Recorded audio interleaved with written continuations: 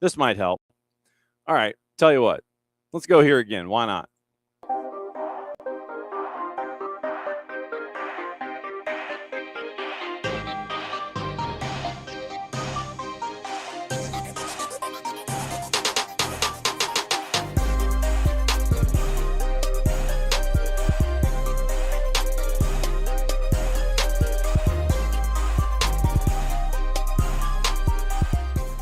Yeah, it's a Monday win. So, John, hear you there once again.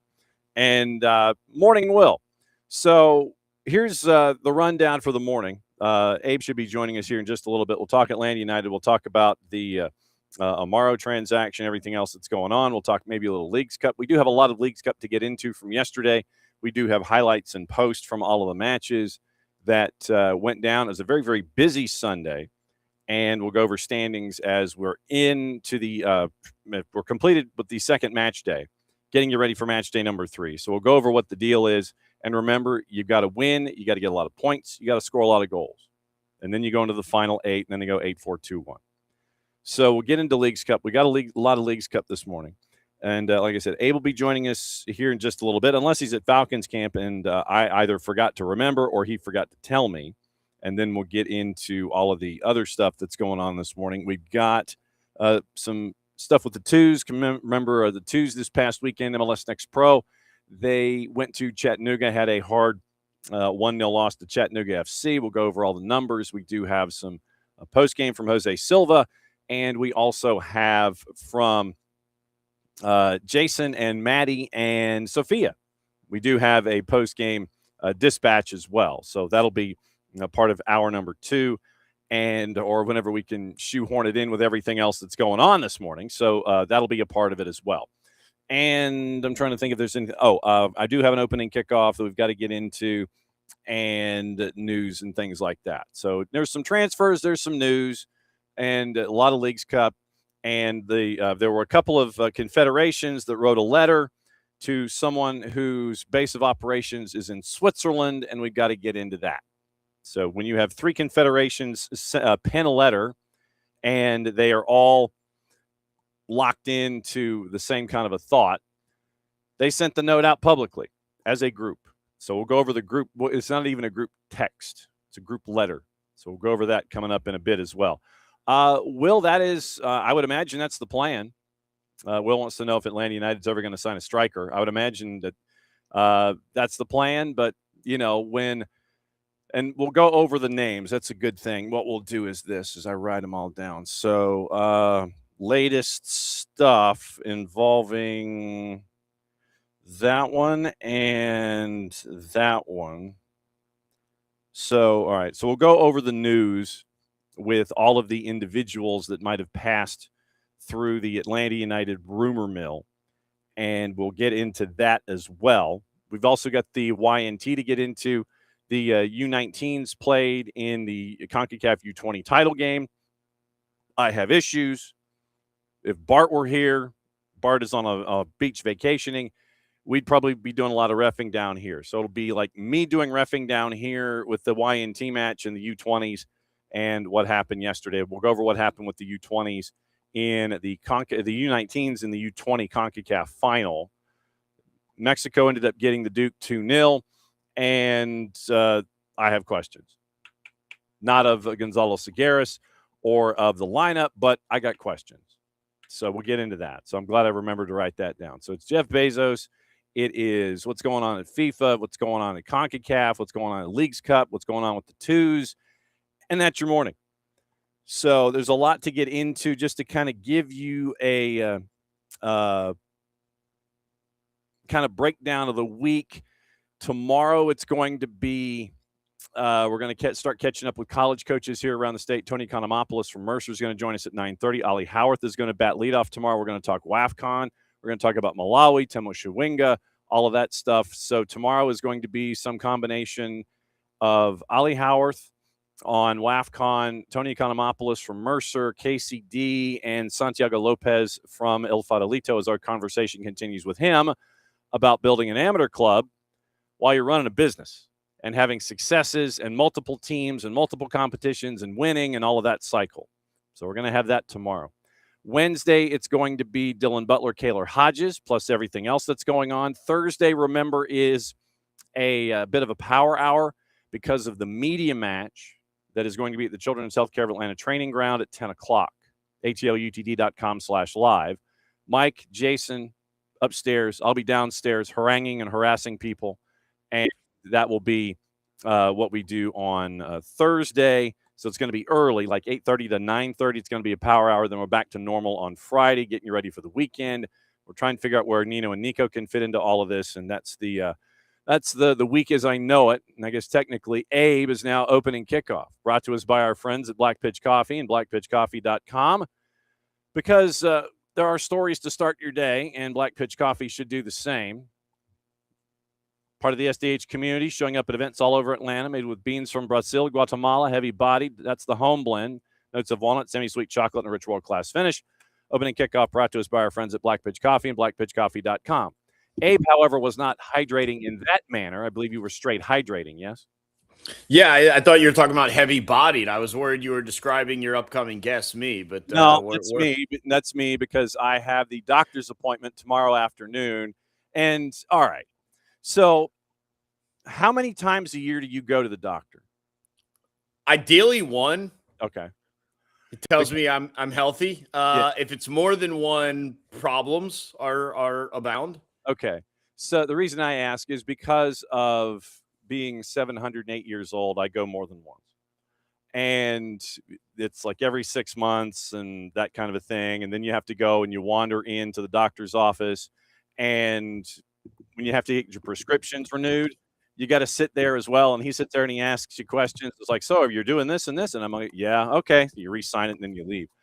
I will always maintain that my doctor's office has a percentage of the parking lot concessions, because you go in and you know how it's like 30 minutes unless it's free. And then 30 to an hour is a certain price. It's over an hour, right. Doubles and triples and things like that. So I swear to God, every single time I go, regardless of how much I have to get done, it's always ending up like an hour 4. It's like right over an hour, and you're sitting in the office you're sitting in that room by yourself most of the time, but he'll always kind of sit there and see it. Oh no, you got to get blood work done. You got to go down the hall. And by the time you're done, it's just over an hour. You got to get them to check you out digitally. You're like, yeah, send me the receipt. I'll pay it later. Just let me go. Nah, that doesn't happen. Does not happen. Absolutely does not happen. And so I didn't know if I was in that same boat. Like when you go to that one time a year to your doctor, are you parking in a pay lot? Luckily, I'm in an open lot, so it's not really a concern. But normally it's before work, so there is like a little bit of a time crunch. Like, all right, like, come on, cut the nonsense. Every question, to your point, every question you ask me, just go back to 6 months ago or a year ago. Same answer. Do you drink a little bit? How often? The same amount? Are you eating? Blah, blah, everything. It's smoke, no drink yet. Like, it's all the same. Like, move it along. Let's go. Yeah, I'm not that fortunate. I have to check out manually, check into the parking deck, all those things. I just wanted to put it out there this morning. I didn't know if I was on an island when it came to checking into doctors' offices and things like that. Like I said, I was, yeah, I am a separate animal. Between the time that you were here last and the time that you're here now, we've had signings. We've had Chris Henderson. He's kind of keeping an eye on things, and Jason found a think tank that does analyses on South American position players. And Chris Henderson has, through this think tank, signed the #1 under-21 South American defender. And so he was looking at 1, he was looking at 2, and he was looking at 9. And number 2 was like, team was in his Boca Juniors. 10 million, we're thinking 10 million for this kid. Then you go and get the #1. Yeah, he was 3. So Chris Henderson gets someone to help you out at the back, and he's a U22. Yeah, Mauricio Amaro, and we're looking at what seems to be the discussion is this the guy to be the first true legitimate game-defining number 6 since Darlington Nagbe? And I think that's the question that we're all waiting to see answered. Like we have sat here and been told #1 this, #1 that out of South America.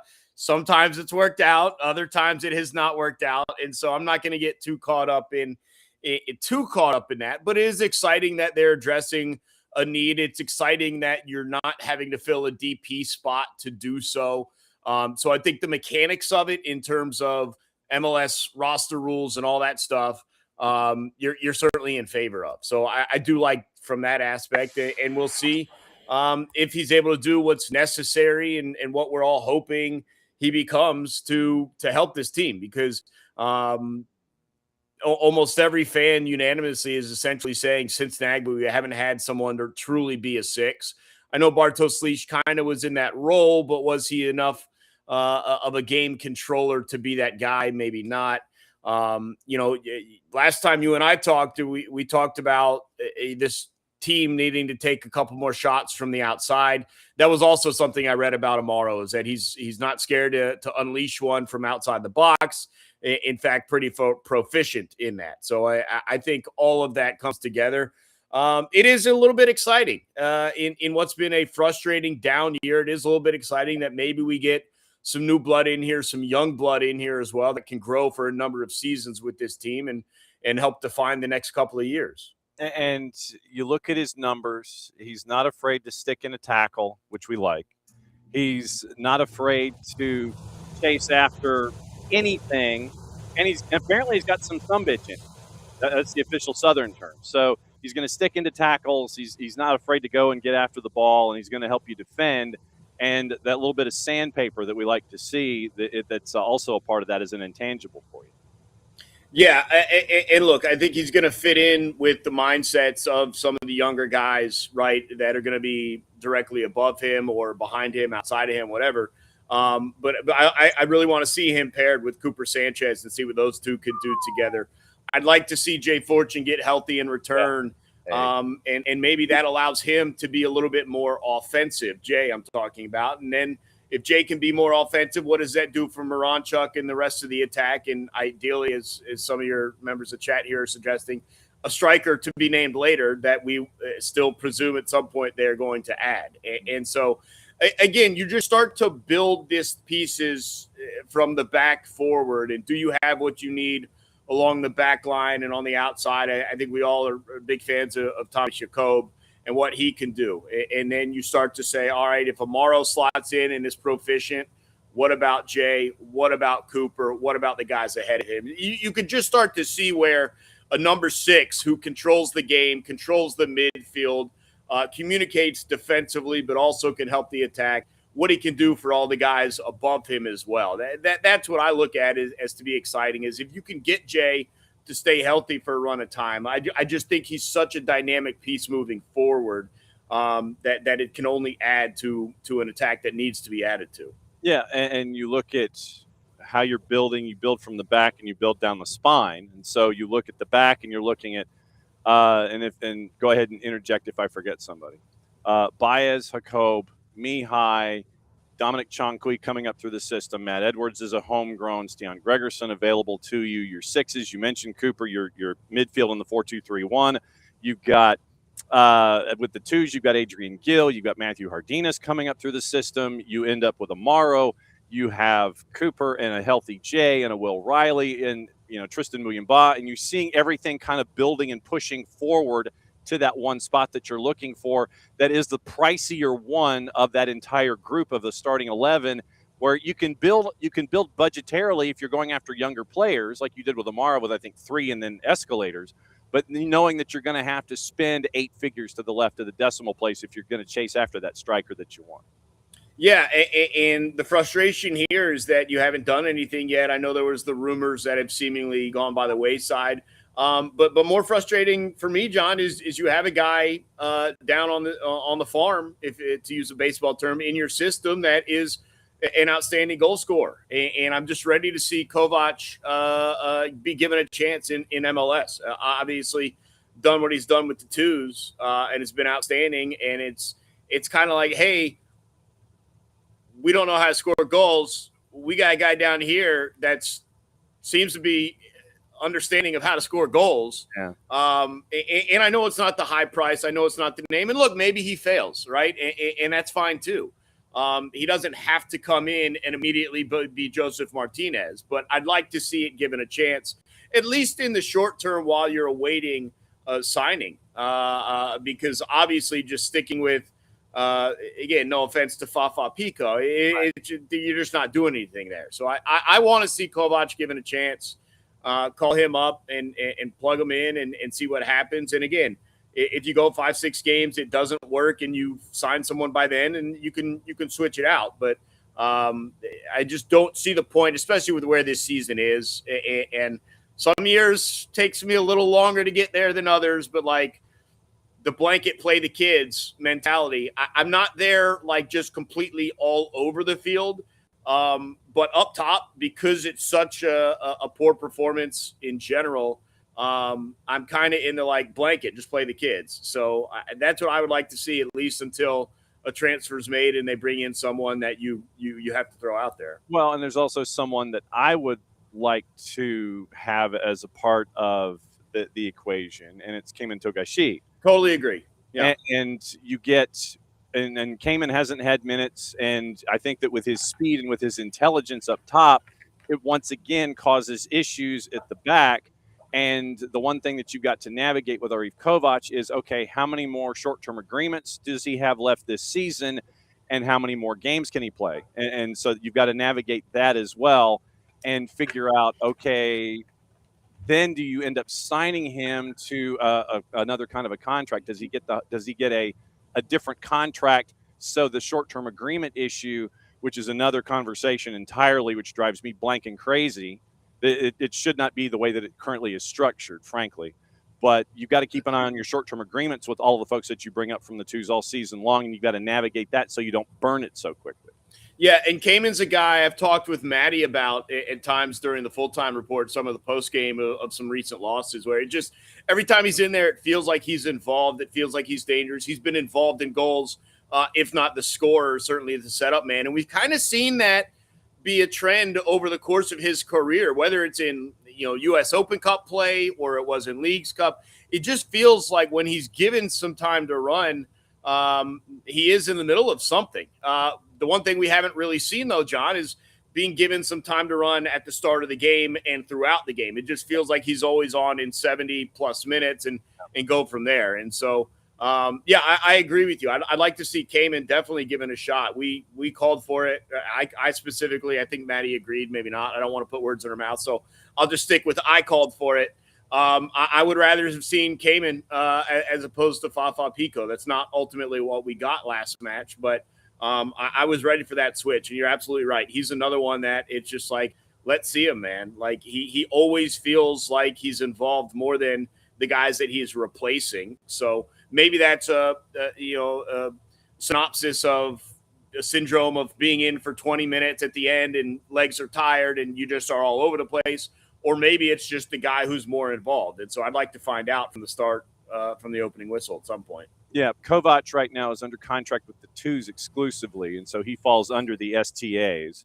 And so you got to navigate that, or you have to adjust his contract. Which, if you're going to use him, play him. Like, that's the other thing. Like, if you had opportunities to put him in, like if you're going to use the short-term agreement, and he's not the only one, like be prepared to put him in. If you're just there for like some sort of wild miracle, you lose 4 midfielders during the game and, oh, look, we have to play Majub or whoever it is, like call someone else up. Like if you don't have an intention of using these guys, don't waste the agreement. And so that's been frustrating as well. Well, for me, the STA, the way that it is currently structured, for those that may not know, a club may sign a player age 25 or younger during the season from their affiliate to a maximum of 4 short-term agreements, up to four-day contracts each season, a maximum of 16 days. And that's why you saw some of the players go on the 2-game roadie the other week, because that counted as one contract, right? One contract window. So that those 2 matches in 4 days, that helped. That was just one window. Individual player may be included on up to 4 MLS League season match rosters each season. However, that player may appear in no more than 2 MLS League season matches. An individual player may appear in any number of non-league games during the terms of his 4 STAs. This bugs the hell out of me. So why even have 4? You get 2. You get 2 appearances. That should be the rule. If that's what the limitations are, don't even have 4 short-term agreements. You can get called up however many times you want. You get 2 appearances. End of story. Well, and for me, I would adjust it further and make it more like what you see in Major League Baseball or in the NBA. If you call them up for a week, you call them up for a week. And right. So what? However many times you get to do that in the NBA with the Atlanta Hawks, or how many times you get to, how many options you have for players of Major League Baseball. It's counterintuitive to the growth of your younger players to just sit there and say, well, you know what? We can call you up, but you got to sit half the time. That to me is so counterintuitive to helping a roster that needs depth for whatever reason, and then B, helping the growth of that player, telling them, yeah, you can come up, you can come and hang out basically, and I know that part of that is learning what it's like to be on the bus and on the hotel and all these kinds of things.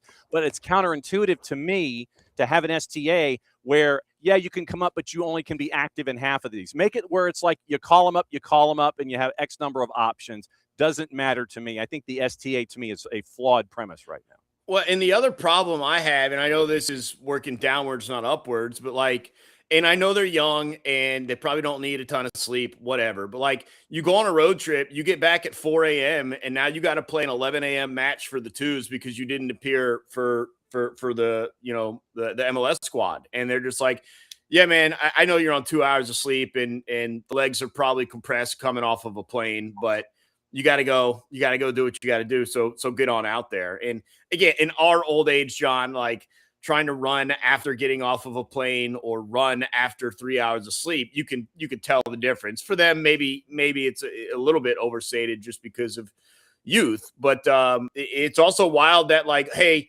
I know we called you up and you were on 2 back-to-back roadies with us, but you didn't play. So now you have to wake up after 4 hours and just go play a competitive match at the lower level. So that's a tough look at times too. Yep. And right now, Atlanta United, there's been the discussions of strikers. There have been conversations.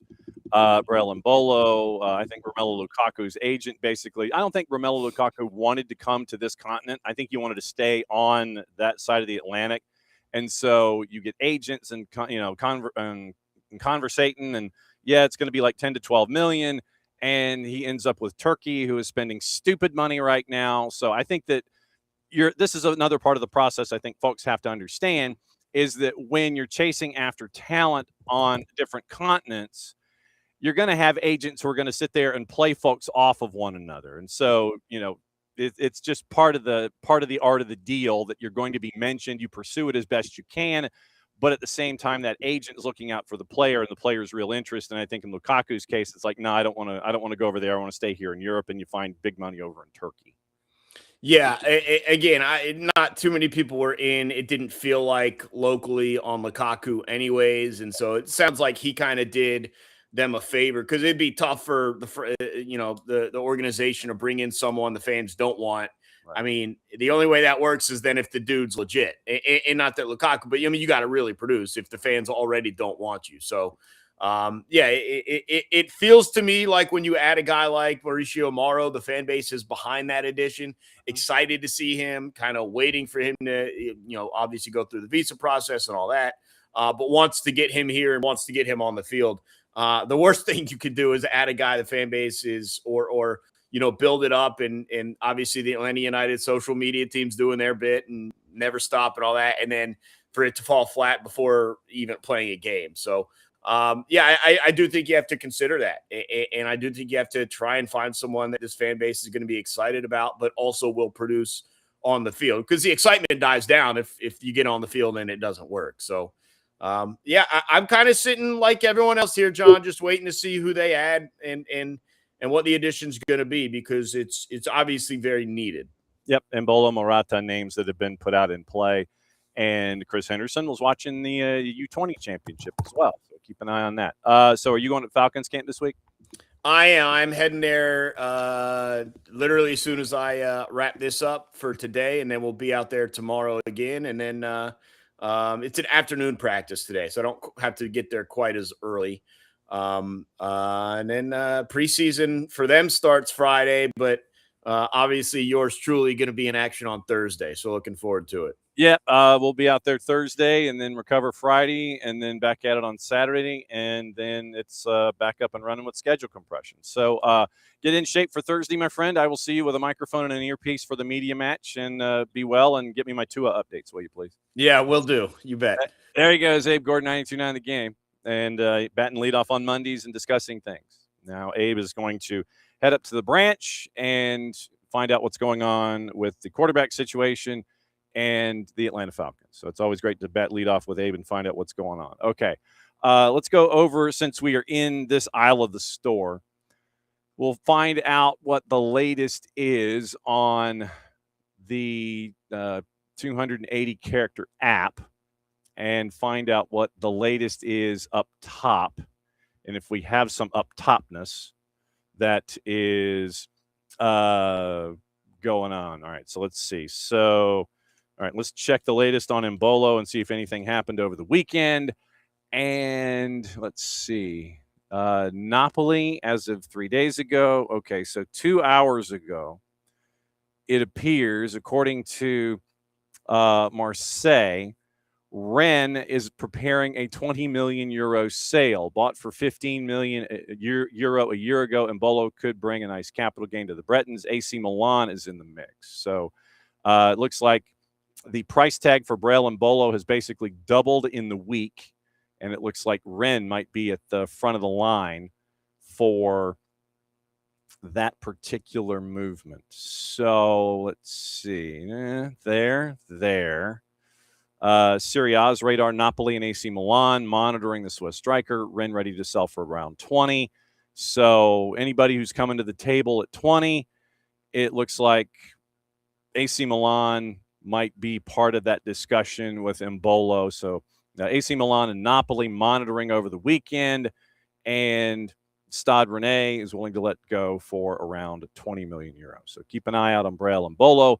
And then the other name that was currently mentioned was Morata, and we'll see what the latest is with him.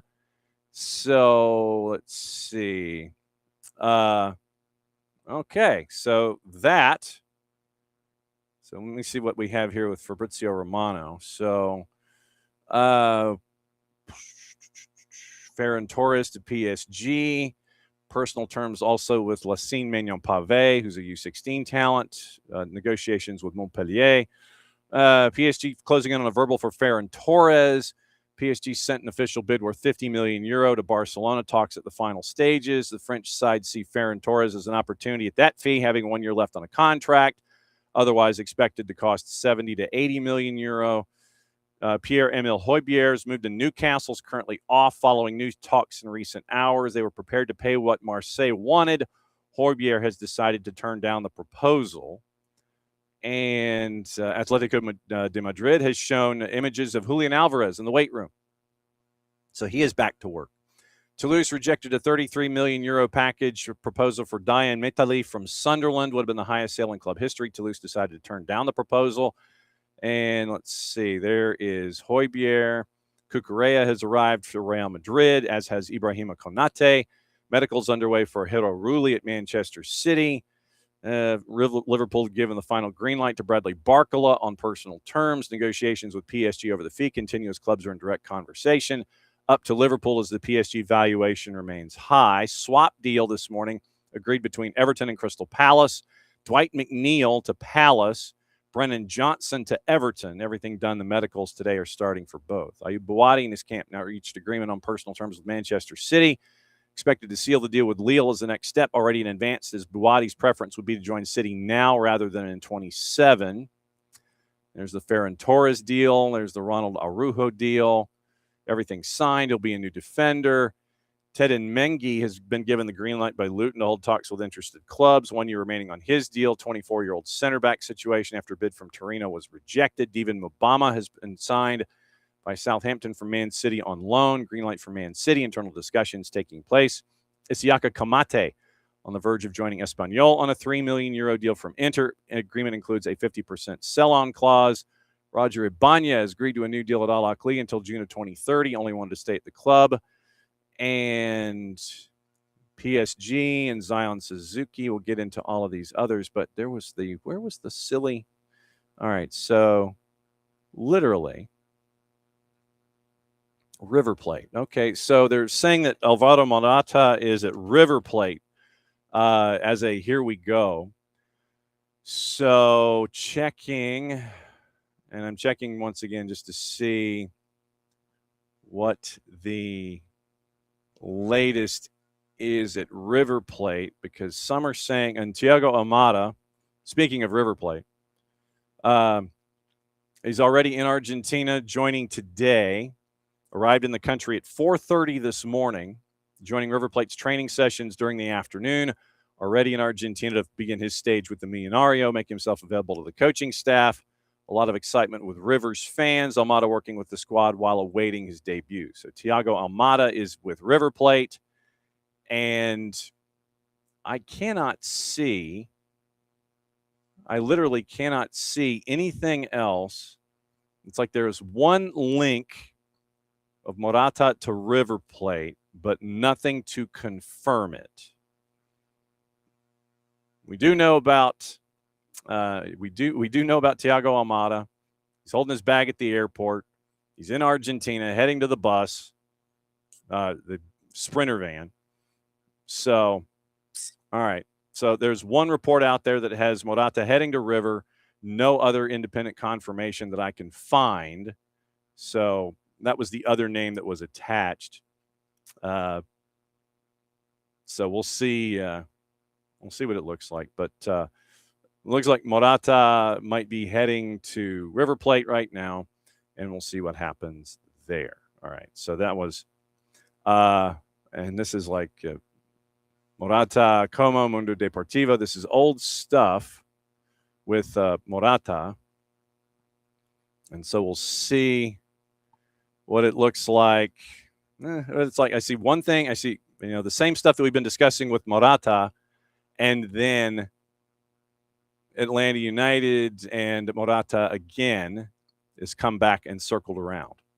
So Mundo Deportivo, hang on just a second. So it's, like I said, since we're here in the Morata part of the program, we'll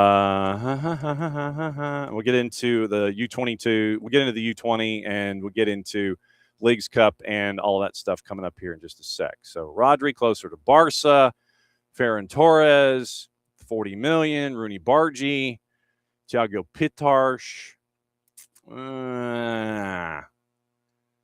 So, okay. So, and I'm going back this morning. I'm going back a couple hours. Mundo Deportivo has a couple of different storylines going on right now. So, keep an eye on it. Like I said, one had the Here We Go attached to a trip to River. Others have not. So, keep an eye out on Morata, and we'll see where it goes from there. Morning, David. All right. So, that is your Atlanta United update, as far as I could tell. And that was opening kickoff, brought to us by our friends at Black Pitch Coffee and blackpitchcoffee.com. Starting your day with the most important stories in the game. Right way to start your morning. Black Pitch Coffee, part of the SDH community, showing up at events all over Atlanta. Try their home blend made with beans from Brazil, Guatemala. Heavy body, notes of walnut, semi-sweet chocolate, and a rich world-class finish. Opening kickoff, powered by Black Pitch Coffee and blackpitchcoffee.com. Yesterday, and it was last night, and it kind of took a little while for folks to find it at points. The U.S. U19s were in the final for the CONCACAF U20 championship, and it was going up against Mexico in the U20 men's championship final at the Estadio Azteca. Announced crowd, and it was a big crowd. It was very cool to see the crowd the size that it was. I think they had announced it just over 36,000 at the Estadio Azteca yesterday. And it was a 2-0 win for El Tri.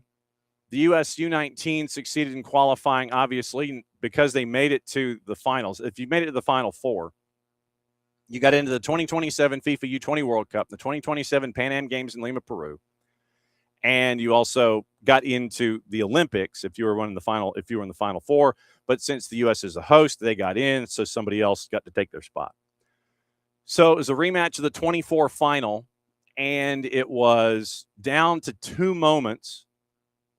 And one of them, really, I don't know what they were seeing. I really don't.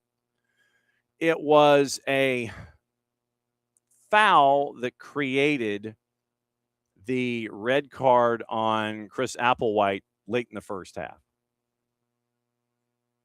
And I don't know, because you look at the replays and they're out there. Applewhite made no contact with the player from Mexico at all. None. And for some reason, it was judged by Adonis Carrasco and his crew that Chris Applewhite made contact with Hugo Camberos. He didn't. There's a ground floor angle where Applewhite is sliding and Camberos is going up over the top, goes airborne, and he makes the decision to go airborne. No contact at all from the angles that I saw. Play was reviewed by VAR. You go to the monitor. It was initially a yellow, sure. Then rescinded and went up to a red. Review determined Applewhite was dog-so. First off, he made no contact with him. TV had no better angle at the time. And if there was an angle that we didn't see, we were not privy to it. So Chris Applewhite goes from yellow to red. And so for the remainder of the first half and the second half, the U.S. had to play with 10. And this is after a moment in the 28th where Carlos Hernandez finds Cristobal Alfaro, and Alfaro scores. But you wonder if the ball in its entirety crossed over the goal line. Once again, the angles that were given didn't improve the situation. It didn't look like the ball crossed over the goal line itself. No other angle was given publicly on the broadcast. Didn't look like it went over, and I don't know if they were using the chip ball in the Trianda or not. So you had a questionable goal scored and an even further questionable red card given to Chris Applewhite. You're down 1-0, and obviously you're chasing in the second half. And after kind of settling into the second half a little bit, the U.S. was more successful, I want to say, on the field than El Tri was. But then you had a kick come in from the right-hand side, and it goes through the gloves of Kane Rizvanovic, and it was 20 to go off a corner. Service in, Rizvanovic, it goes through his hands. Ball bounces to Alfaro inside the 6, and he just kind of plinkos its way into the net to make it 2. And then, U.S. is still chasing at that point. But it's a 2-0 win for El Tri. And they are the 2026 U20 men's champs. 3 goals through 6 matches allowed. USA's 11th appearance in the final, 5th in a row, and they've won 3 of 5. So the U.S. has now finished second in 2 straight U20 tournaments. 2024 goes to Mexico, streak of 3 titles, 2017, 18, and 22. And so once again, Mexico gets the other berth for Los Angeles. So Mexico and the United States are going to L.A. in 28. But 2 questionable moments in front of 36,000 at the Estadio Azteca. And like I said, the second one's more questionable to me than the first because, once again, angles we didn't get to see. Didn't get to see any other angles, and if they existed, cool. We didn't get to see him. That was the first goal on the board. Second goal, I mean, the red card on Applewhite, I have no idea. Really have no idea. Like I said, there's an angle out there that's a ground level shot. You see Applewhite sliding in from the right-hand side of the screen. And Cambetes is going over the top. Applewhite doesn't touch him. From the angle that I saw, Applewhite doesn't touch him. And it goes yellow, Dogso red. So you got me. That's all I'm going to say. You got me. Goals in each half. Alfaro got his brace, 28th and 69th. Your starting lineup had both Braden Dunham and Cooper Sanchez in it. Sign Braden Dunham. Sign him right now. Get him back here. Get Braden Dunham as a part of this. Rizvanovic, Javon Mussenden, subbed out with 11 to go by Alex Shaw. Applewhite, Dunham, Josh Torquato, Tristan Brown came in, and there were some words said close to the end of the match. First off, you give 2 minutes added. After everything that was going on in the second half, you give 2 minutes added, which was insane to me. And then half of that 2 minutes was a disagreement and a discussion in front of the benches. And Tristan Brown, it appeared he looked like someone had said something to him that should not have been said. And you had people trying to separate Tristan Brown from the mix, and everybody trying to separate. And the officiating crew decided you were going to go to 156. You weren't even going to go to 2. And half of it was the disagreement on the benches. First off, 2 minutes, I have no idea. Second, half of that time was wasted in a disagreement on the benches. Santi Oyarzabal was subbed by Brandon Days, Colin Gusky, Cooper Sanchez, Jaden Contreras, Din Kilpija, and Ruben Ramos. Ruben Ramos had a heck of a tournament. Laudmel, McPartland, Morales, Dylan Vanny, Colton Swan were not used for head coach Gonzalo Segueras. 22-6 in shots for Mexico, 5 shots on target, none for the U.S. 2 saves for Rizvanovic, 10 corners, 7 to Mexico. 34 fouls called, 21 of them to the United States. 3 offsides called by Adonis Carrasco and his crew. I mean, Abby, I'm not going to use that word. Abby was wondering if it was fixed. I'm going to phrase it this way. I'm going to phrase it like this. And I also have one other element in this that needs to be discussed, having to do with this tournament on the whole. I'm not going to use that word, but I think that there were times where, and you get the idea of federations in their moments. You know, when you're in a tournament and you're closer and closer to a title, like we saw in the World Cup, you don't want fouls really to be called, but it goes counter to what we saw in this match where you had 34 fouls called and 21 of them against the United States. 34 fouls called in a final. 34 in a final for the United States. 21 against the United States.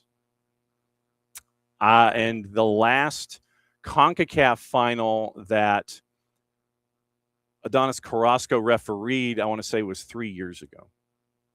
He had called I think he had called Leagues Cup, and he was going back and forth with that. But, yeah, 21 fouls called on the U.S., 34 total. And he was all over the place when it came to any kind of consistency whatsoever. So, I mean, you tip your hat to the kids, and that's what they are. They're U19s.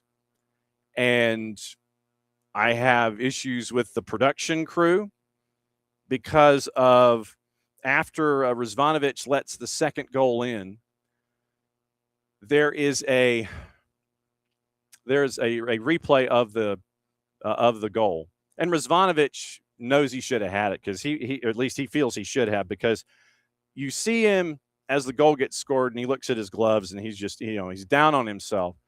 And the production crew decided that they wanted to do, they'd play the moment from behind the goal, ball goes in, and then they do this slow-mo hold, basically it was a slow-mo freeze on Rizvanovic, kind of staring at his gloves and then staring into the camera.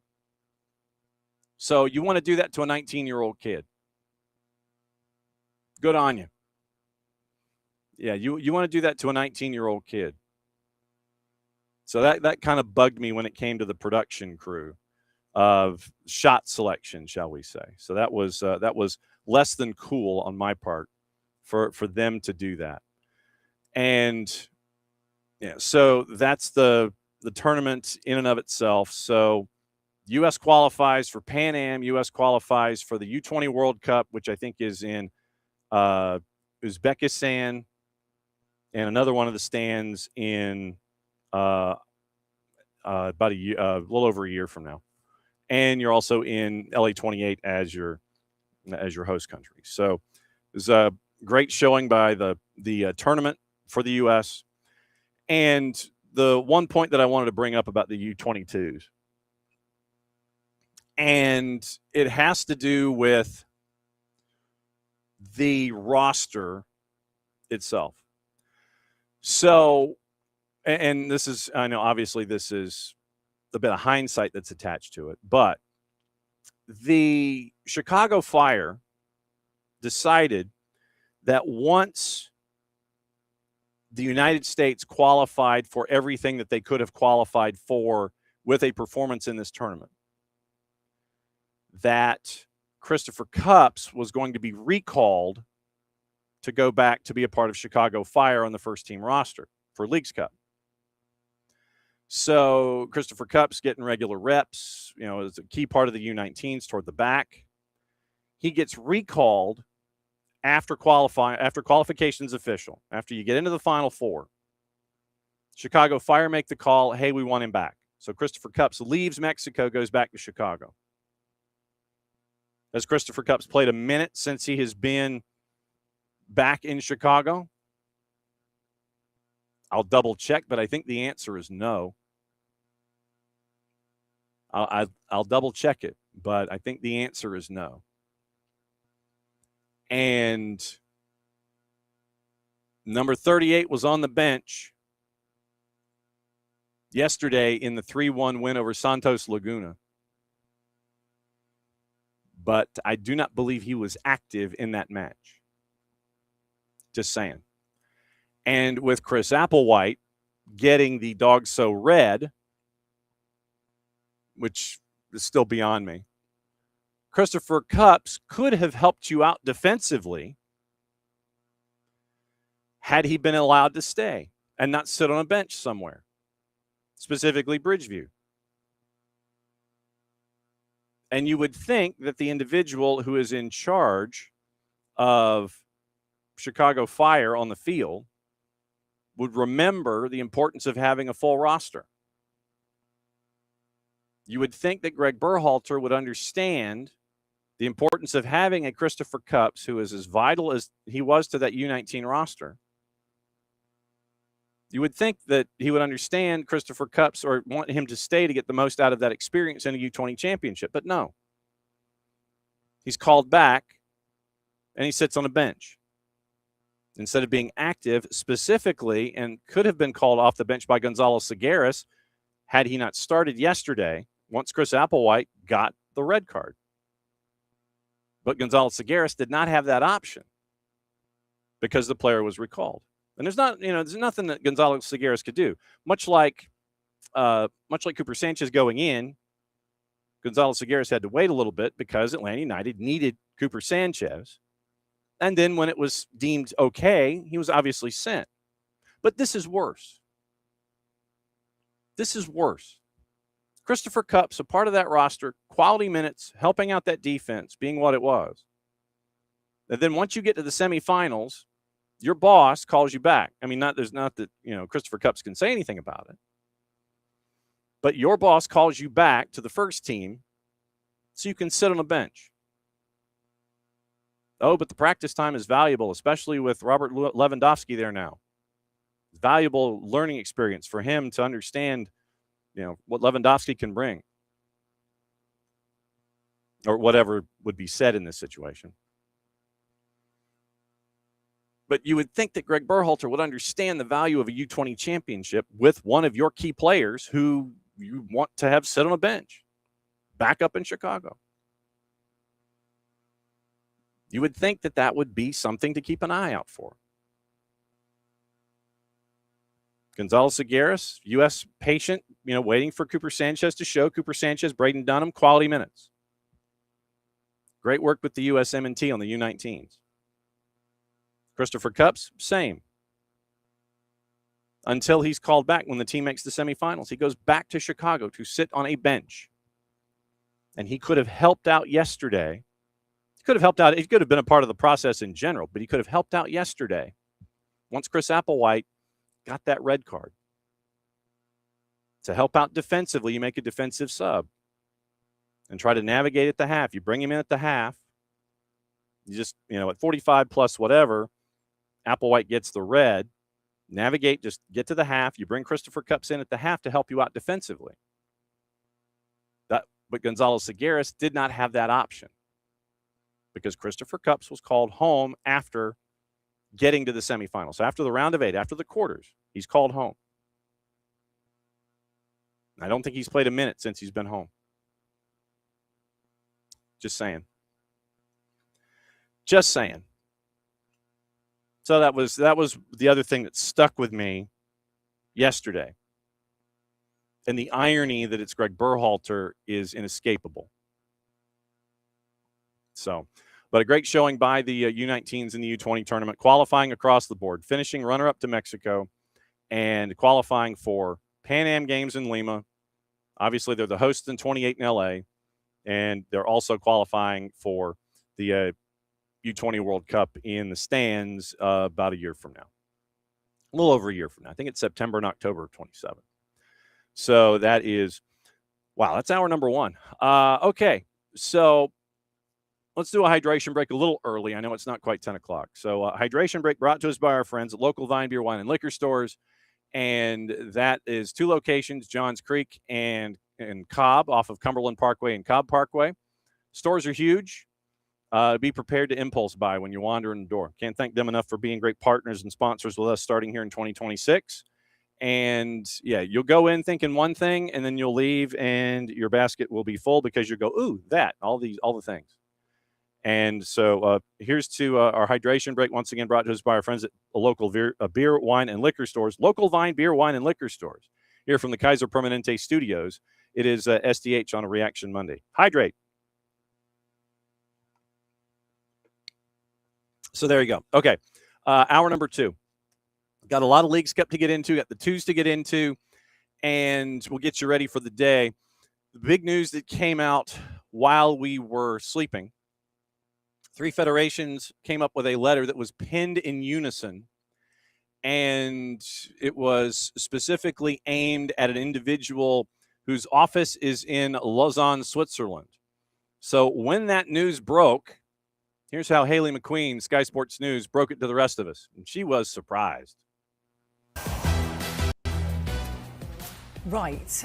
Breaking news. UEFA, CONCACAF, AFC have issued an open letter to the football world saying FIFA President Gianni Infantino has broken trust through deception with the World Cup stake sale process. Now, look, it's a very long statement, clearly putting more pressure on Gianni Infantino to resign. We've picked out a couple of key segments here. The letter says, when trust is broken through deception, when an individual places himself above the collective that entrusted him with authority, that duty has been abandoned.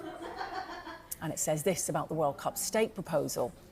What football witnessed was a failure of judgment, a proposal advanced on a compressed timeline without meaningful consultation and pushed towards a deadline before member associations could properly review its terms is not the product of an oversight. It is the product of a design intended to limit scrutiny. It did not acknowledge that the proposal itself was inherently wrong. There remains no recognition that attempting to sell an interest in the FIFA World Cup was a profound failure of judgment, not just a procedural misstep, but a fundamental breach of trust with the very institutions FIFA exists to serve. And the letter ends with, "It is not the conduct of a custodian of the game, but of one who believes the game is answerable to him." Haley McQueen at Sky Sports News. So here's the letter. Open letter to the football family as of 4:49 this morning. So even before we were up.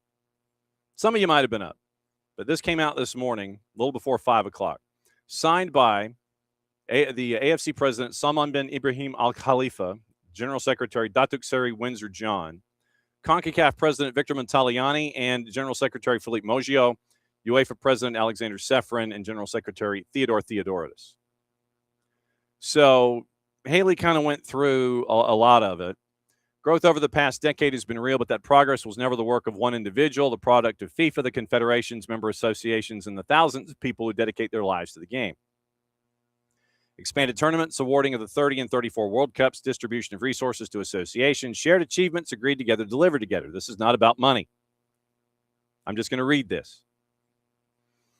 This is not about money. The confederations have already called for the responsible distribution of FIFA's vast existing reserves to further strengthen investment in the development of member associations. Nor is it about any member association losing the support it has earned despite the fear-mongering directed at our membership to suggest otherwise. Nor is it about revisiting the expansion of competitions, World Cup allocations, or any other decisions reached collectively. Those decisions made together, and they must stand.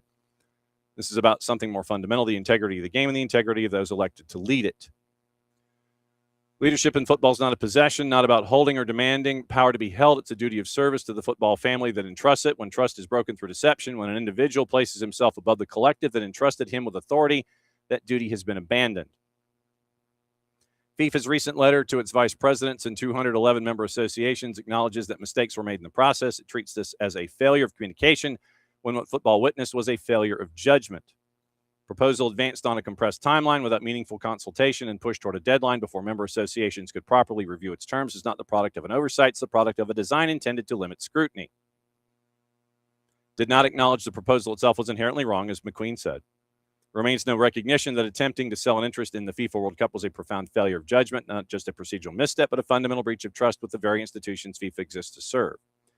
FIFA is also committed to presenting a full report on these events to the FIFA Council, once again failing to recognize that proper governance in the face of such a profound lack of judgment would require such a review be conducted by a fully independent third party, not by FIFA itself, its staff, or by any stakeholder within football. FIFA administration should play no role in conducting the review.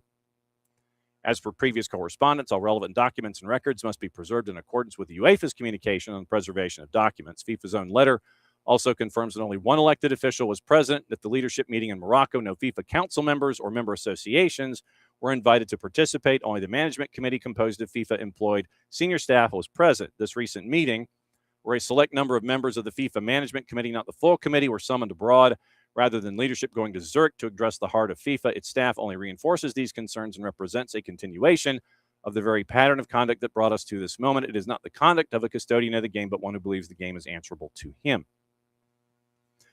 McQueen gave you a little bit more of that. These are not the qualities football deserves in its leadership. That's why we have taken this stance, not lightly and not alone, but together and out of duty to the game that we serve. Football's strength has always been its unity. We call for that unity to be honored now for leadership that serves football, not seeks to command it. So that was posted to the CONCACAF website and other places having to do with the letter that came out this morning. And so when you go to the analysis of same, you're looking at a couple of different things in play. Ben Jacobs says more on the letter, and this is shortly after the letter was published. Understand the confederations want Gianni Infantino to resign and are giving him the chance to do so with dignity by not standing in March. All options remain on the table, including a boycott of FIFA competitions. The three confederations have begun preliminary discussions about the possibility of organizing competitions among themselves to ensure players have opportunities to compete while a resolution is found. Jacobs also understands that the European football clubs, the EFC, also support the joint UEFA CONCACAF AFC letter. No voting power at any FIFA election, but a powerful body to have on the side. Its chair, Nasser El Khalifi, will meet with Alexander Sefrin this week in Salzburg. Sefrin wants the EFC to remove the Club World Cup support. The 2029 edition currently has no location or funding model, and clubs are angry at the lack of settled solidarity payments from the 25 edition. So that is what we're seeing from Ben Jacobs in all of this and his viewing of what went down this morning. And we'll see if there are any other elements attached to it at the moment. The answer right now is no. So we'll keep an eye on that. But that was the big letter that came out this morning shortly before 6 a.m. And we'll see how everything proceeds from here. Let's check with our friends at The Athletic and see what the latest may be, if there's anything else that has been attached. Dan Sheldon from The Athletic this morning. Come on now, people. I'm trying to log in here. And so what does it do? It wants me to log in, but I don't want to log in because I should already be logged in. But when your desktop updates in the middle of the night, blows everything out, you got to start all over again. And so now the computer's thinking. Of course it's thinking. It's a Monday. I don't know why it takes Sunday nights to sit there and go, yeah, I'm going to go ahead and do all of this. So we'll see. Let me see if there is anything else on the, as it's still thinking. Unbelievable, but not really. So Dan Sheldon over at The Athletic, once again referencing the failed FIFA Forward Enterprise Plan. Crisis meeting of select members of management in Morocco Wednesday. Infantino, who apologized with Matthias Grafström, FIFA Secretary General, for the FFE proposal, received full support from his senior leadership team. Sheldon references the letter, reminding everybody that UEFA doubling down on its threat that the boycotting of the future men's and women's World Cups at present. Sources with knowledge of the Confederation's thinking, speaking on the condition of anonymity to protect relationships, has said that despite Infantino's public statements and apology, they've now embarked on early conversations around developing a new tournament. Following the meeting in Morocco, FIFA added a review will be conducted. However, UEFA, CONCACAF, and the AFC have made it clear they do trust that. And there's a word that is missing here. However, UEFA, CONCACAF, and the AFC have made it clear they do not trust FIFA. The word "not" is not in the article. They do not trust FIFA to oversee this review and have instead called for it to be carried out by an independent party. FIFA has been approached for comment. And although UEFA, CONCACAF, and the AFC have outlined their position on Infantino, their view is not shared throughout the game. Infantino has received support from individual member associations, including Argentina and Mexico. The FMF endorsement comes at the same time as their confederation has called for the 56-year-old to go. And in a statement, the African Football Confederation said it unanimously reconfirmed its support, end quote, that it was committed to continuing to work together with FIFA.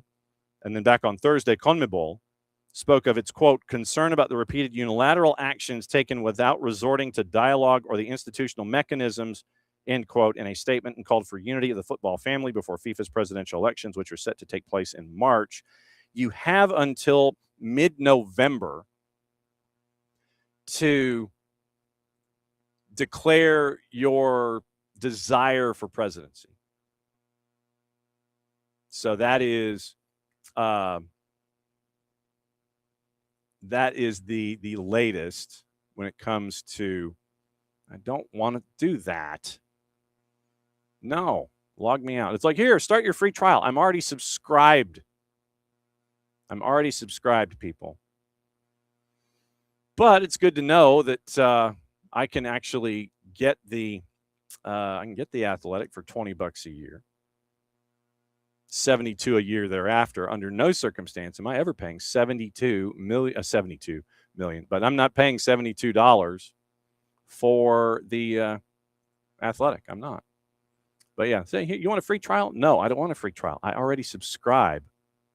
It's not hard. me log out. There we go. That's what we were looking for. So goodbye. All right. So that's the kind of chaos that's attached. Yeah, right there with you, Abby. Computer updates are always a blast. Okay. We'll get into all of the other news and everything that's fit to print. On the flip side of Leagues Cup, looks like Xavier Gozo is getting finalized to depart for Crystal Palace. And Palace is also finalizing a £21 million move for a player coming from Royal Union Saint-Gilloise. Wrexham closing in on signing the Sunderland keeper.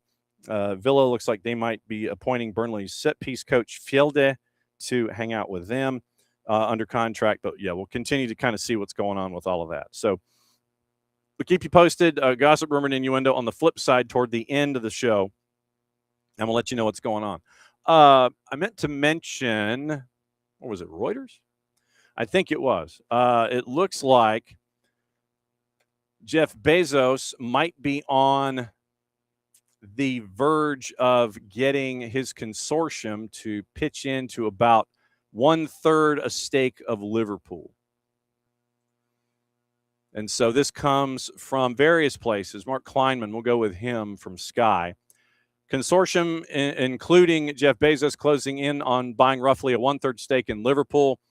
Sky News learned that Fenway Sports Group preparing to make an announcement about a transaction as soon as this week. The deal will see Bezos participate in an investor group alongside Eduardo Saverin, one of the co-founders of Facebook. Syndicate is led by Amit Bhatia, the son-in-law of steel billionaire Lakshmi Mittal, and until recently a shareholder in championship club Queen's Park Rangers. One source indicated an announcement was expected in coming days, although they cautioned it could slip into next week. If completed, the deal would also install, once again, a trio of the world's wealthiest individuals as co-owners of the Reds. Bezos' alone fortune, according to Forbes, around $280 billion. Mr. Saverin is worth to be over 32. Their investment in Liverpool will value the club at $6 billion U.S., making it one of the sport's richest ever deals. And the emergence of the plan, once again, proposing a sale of the stake of FIFA. We circled back to that in this article. Infantino and then Bezos has not previously been linked to deals in football. Prospective involvement in Liverpool's consortium underlines the extent to which the sport is now viewed by wealthy investors as an asset class in its own right.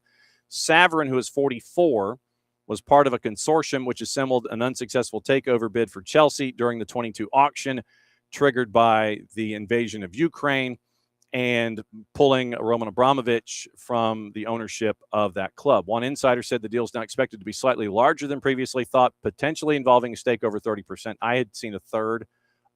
Valuation, if it hits $6 billion U.S., reinforces the huge financial success FSG has enjoyed during its 16 years as the club's owner. Acquired Liverpool for just £300 million with the club in a troubled state financially. Spokesperson for Fenway Sports Group said last month an investment consortium led, managed, and represented by Amit Bhatia has expressed interest in making a strategic minority investment in Liverpool Football Club, end quote. They declined to comment further on the potential timing of a deal. Spokesman for the consortium led by Mr. Bhatia also declined comment. Last time a stake in Liverpool changed hands was 2023 when Dynasty Equity bought a small interest valuing the club at more than $4.5 billion. Since taking over, FSG has largely been praised by Liverpool fans as steward of the club, although the last season fifth-place finish and the decision to replace Arne Slot in May caused disquiet among many. So Jeff Bezos looks like he and his consortium, Bezos, Bhatia, and Saverin, look like they might be picking up a third of Fenway Sports Group's interest in Liverpool to boost that valuation up to $6 billion U.S. Okay, let's get into Leagues Cup.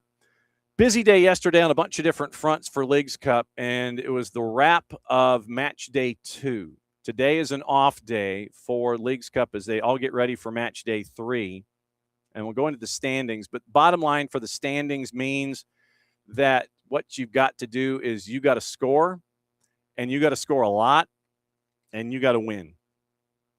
So pop-up windows. Good Lord. I hope you didn't hear that. So you end up with what happened. I'd like some dates.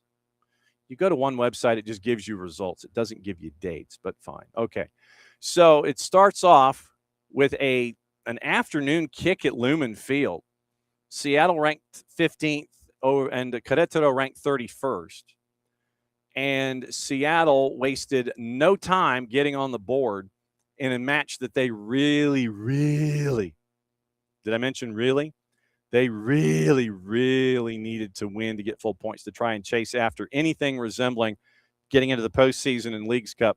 Here's the call once again with our friends, Leagues Cup and Apple TV, and it's Blake Price and Dolly the goalie. And Mono Martinez, 16-year-old in the middle of midfield, one to watch, number 30.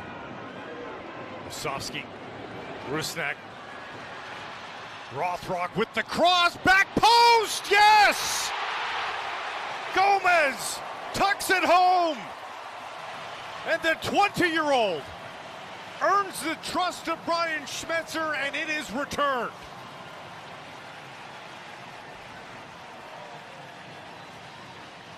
That is a dream start in his first professional starting appearance for the Sounders after the beautiful setup, a terrific switch of play. But how about the precision and the weight on that pass in behind the Querétaro defense from Paul Rothrock as he puts it perfectly on a plate for Sebastian Gomez to just stroke home beyond Hernandez.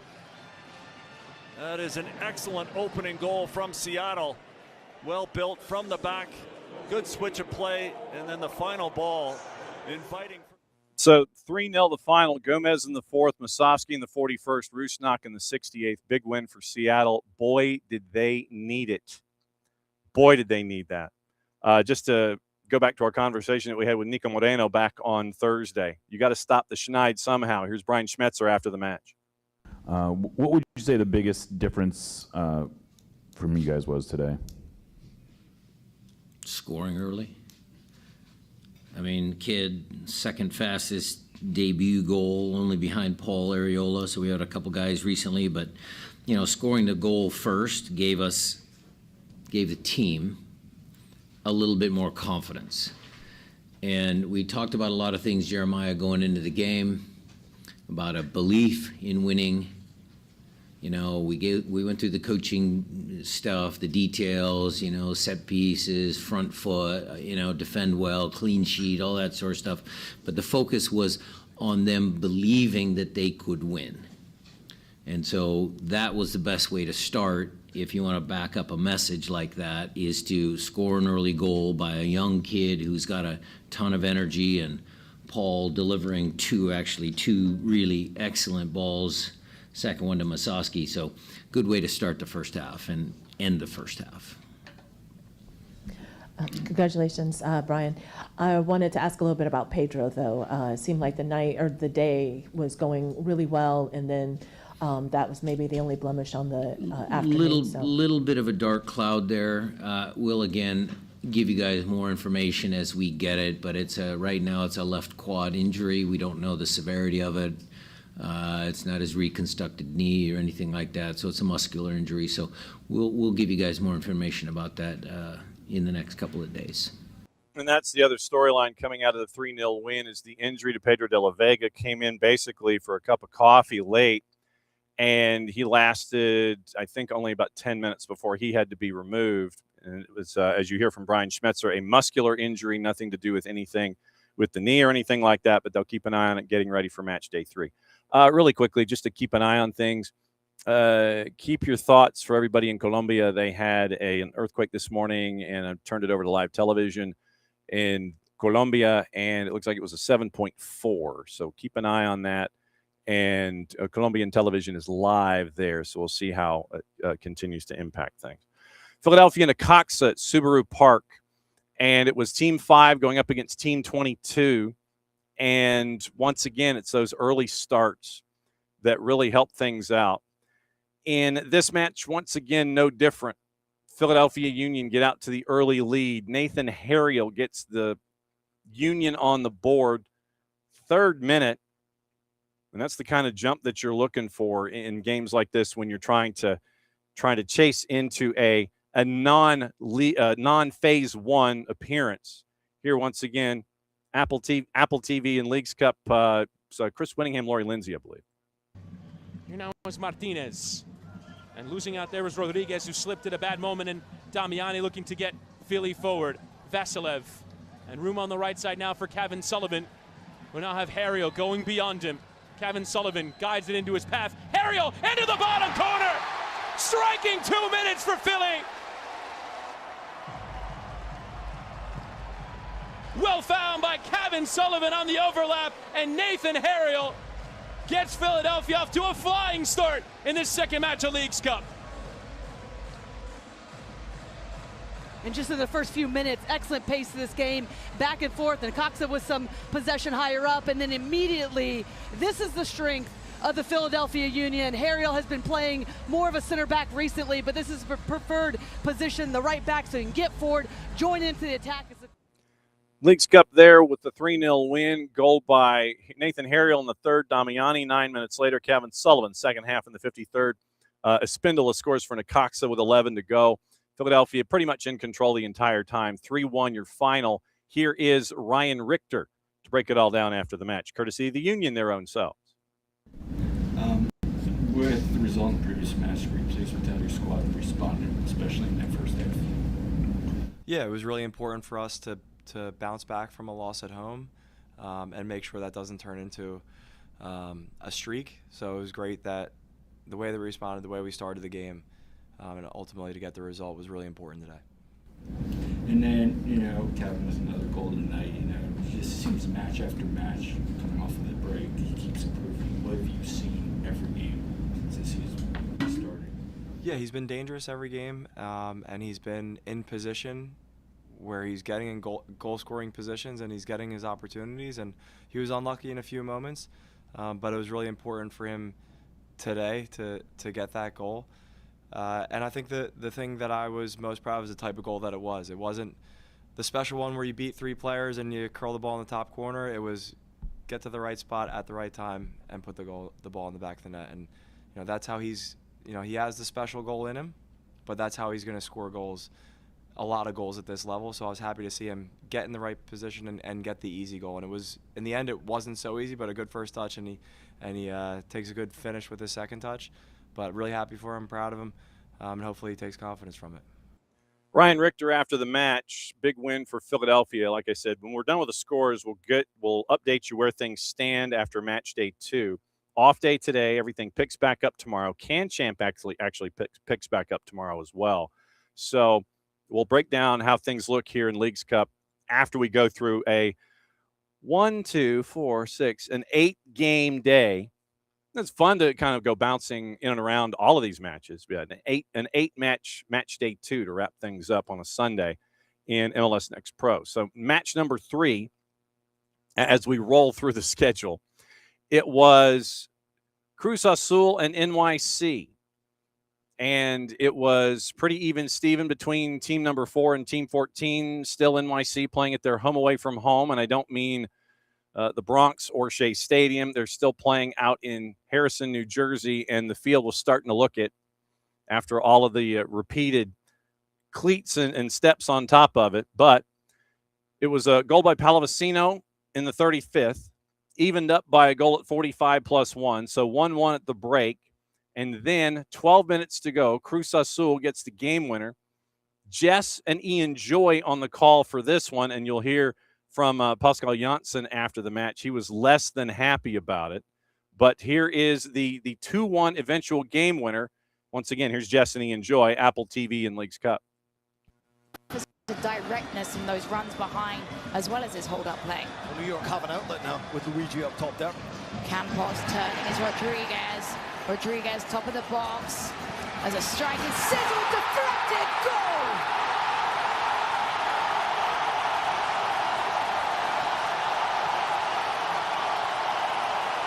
Jose Paradella takes a strike, deflects, and finds the back of the net. Cruz Azul back in front.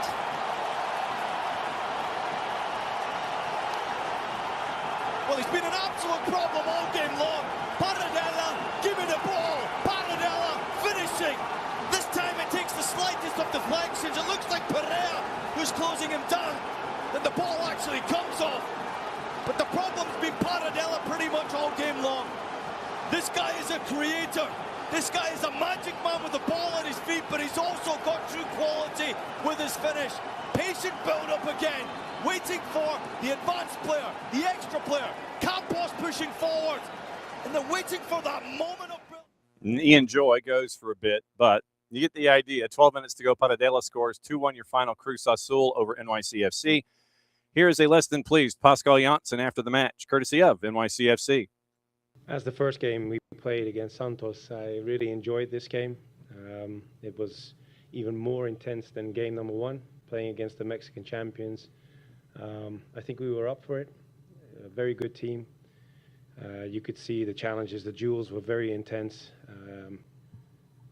But like always, when you play a top game, and that was this one tonight, games will be decided on details.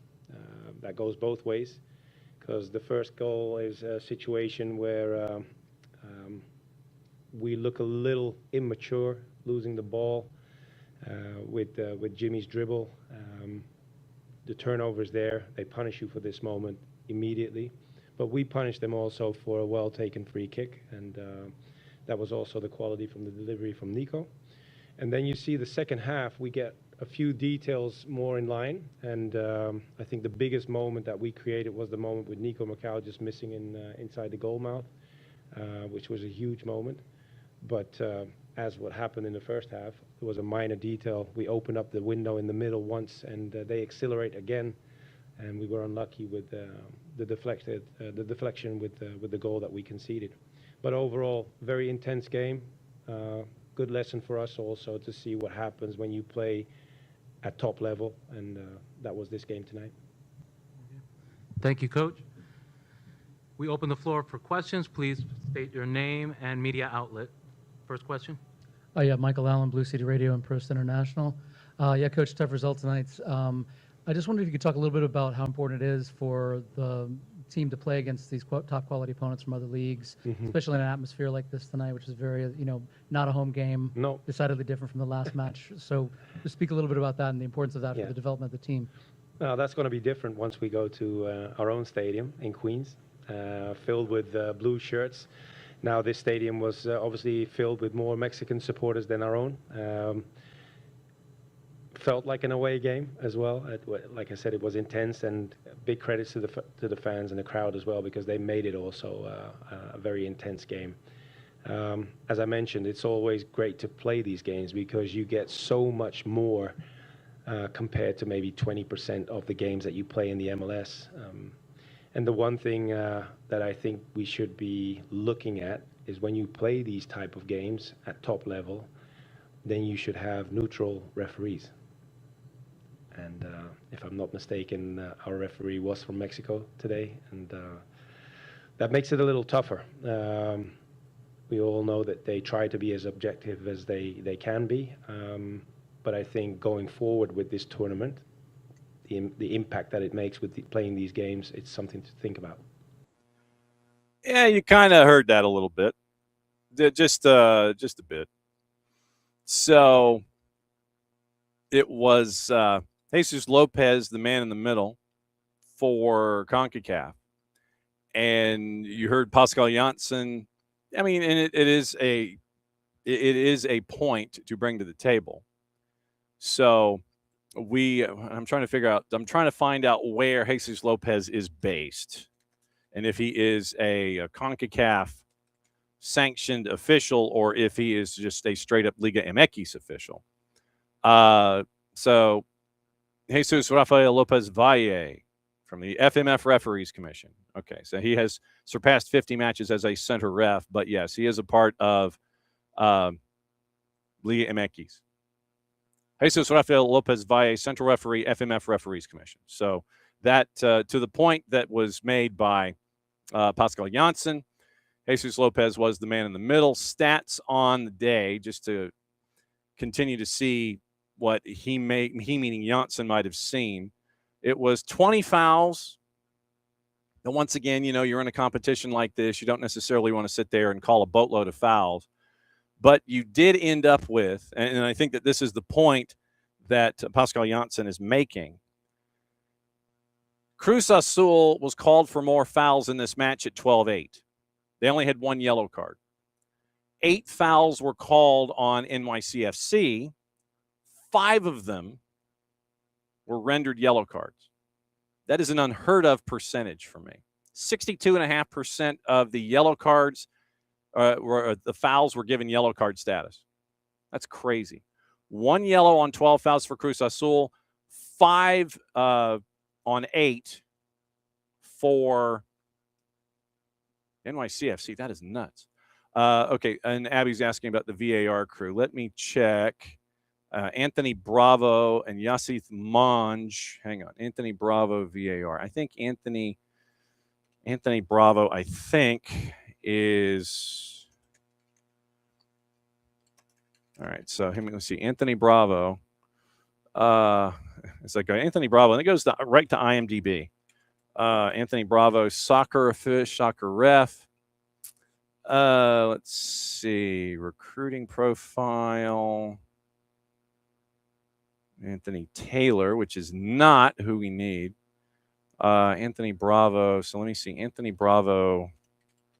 Let's see if Anthony Bravo is a pro or if he is, if I could spell referee. Referee. Baseball, Governor State University.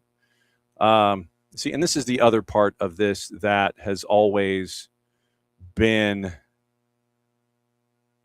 part of the concern for me, and we've been through it every morning, where I can't get the Leagues Cup officials, and it might be just me. So I will, let's see, Anthony Bravo, video assistant. And like I said, this is a problem that I've had this entire tournament, video assistant referee. So VARs, match officials, VARs, match week officials, and it's all Premier League. And I have no idea. Whatever, stop. That doesn't lead me anyplace. But the inability to find match day officials before they go into the tournament has always been a trouble spot for me. And so let me check the AVAR just to let me see if I can at least go on that pathway. Okay, so Yasith Monge has been a VAR in Leagues Cup. And okay, so Yasith Monge has been an AVAR in Leagues Cup. And let's see, so Mexico. So if we go there, if I'm looking for anyone in particular, so nothing like trying to find officials and go, okay, so what about A, B, C, D, and E? And so this is, like I said, this is this has been an issue for me this entire process of not knowing the crews, to not being able to do research on these individuals. All right, so Spain, Turkey, UAE, USA, All right, posted Saturday the 25th of February, 25. So Yasith Monge, I do know, has done Gold Cup in the past, and that I've been finding, but literally I've had to do it in this search. So video match officials, Yasith Monge is Costa Rican by birth and by nationality. So Yasith Monge has been a VAR in the Gold Cup. So he was, Yasith Monge was a VAR in this match. And it really doesn't help me. Anthony Bravo. Is Anthony Bravo in this at all? Support referee? No. Anthony Bravo. Like I said, and this is just literally to look at Leagues Cup to see if there's been anything in here. So nothing in Leagues Cup, but Yasith Monge has a history of VAR in these tournaments. But not being able to find out information on these officials is disappointing, to say the very least. The crew is Jesus Lopez, Christian Espinosa, and Karen Diaz, your ARs. Rion Radix was your fourth. Anthony Bravo and Yasith Monge were your VAR were upstairs. So that's the rundown. And I will put this out to all of you.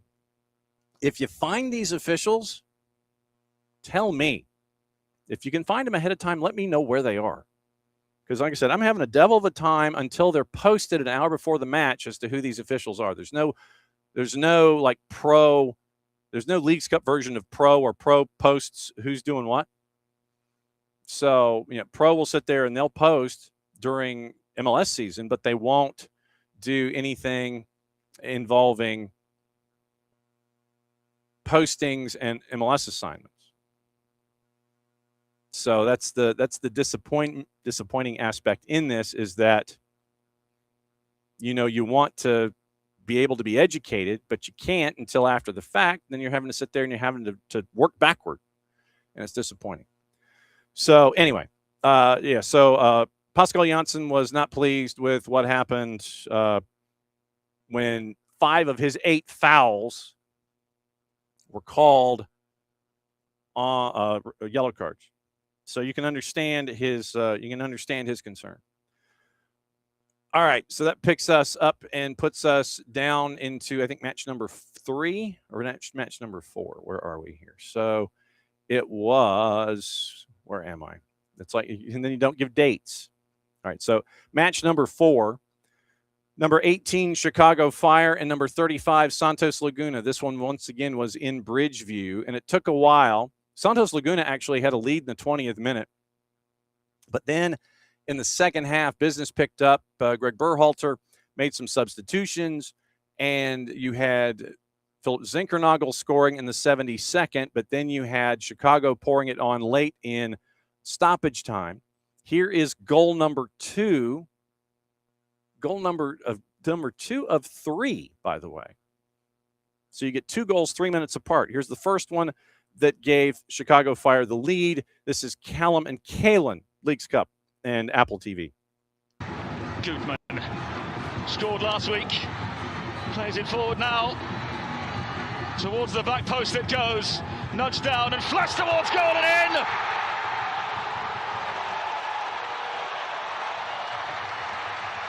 Fortune favours the brave,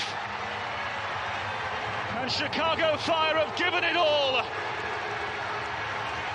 Persistence pays off, and Anton Saletros with his first goal for the Fire here in Bridgeview, Illinois, has given them the late lead that they were craving.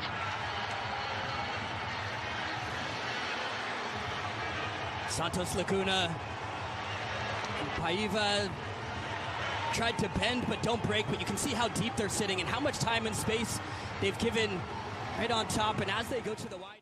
And so it was Saletros was on play-by-play. You look on the board, it's given to Robin Lod. But either way, that was goal number 2. Lewandowski scores goal number 3. 3-1 your final over Santos Laguna. Big win for the Fire as Team 18. And did I say that Christopher Kupp's still sat on the bench? We're moving on.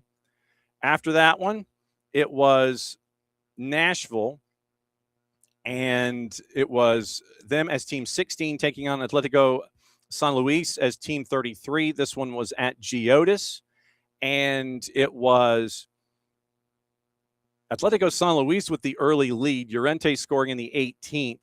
And then you end up with Christian Espinoza with an eventual brace, scoring in the 36th. Sam Surridge in the 38th. Espinoza at 45 plus 7.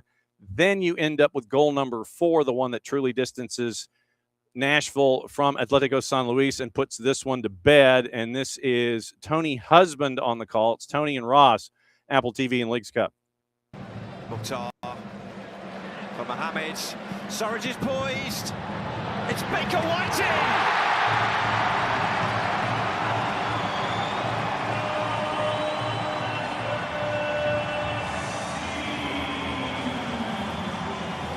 Breakthrough moment for the former Seattle Sounder. A first goal, and he does it in the gold of Nashville.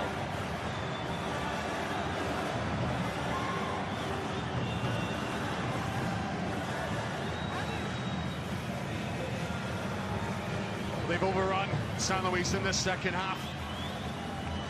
And in large parts, the substitutes that have come on and maintained the level, it brought the energy, and now you've got to... And there's Tony and Ross once again, and Nashville gets the Duke over Atletico San Luis by the final of 4-1 at Geodis. It was a busy night for Christian, Miles, and KCD. They were at Q2, and it was Team 24 in Austin taking on Team 36 and Puebla. It was a very, very busy first half for them specifically. And it was a very, very busy first half for one person in particular. Wasting no time. If I can find it, here we go. Christian and KCD, Apple TV.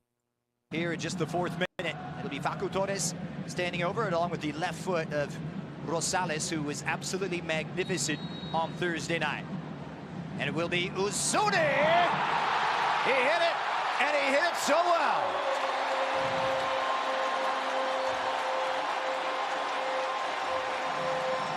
Marvelous. Mirto has done it again. And Austin with a super start here in the Texas capital. 1-0. It's a dream start for Austin FC to come in the first 4 minutes of the game and to push how they're going to play in combination in the attack. And by the way, Mirto Uzuni was not done 3 minutes later. Once again, Leagues Cup, Apple TV, Christian and KCD.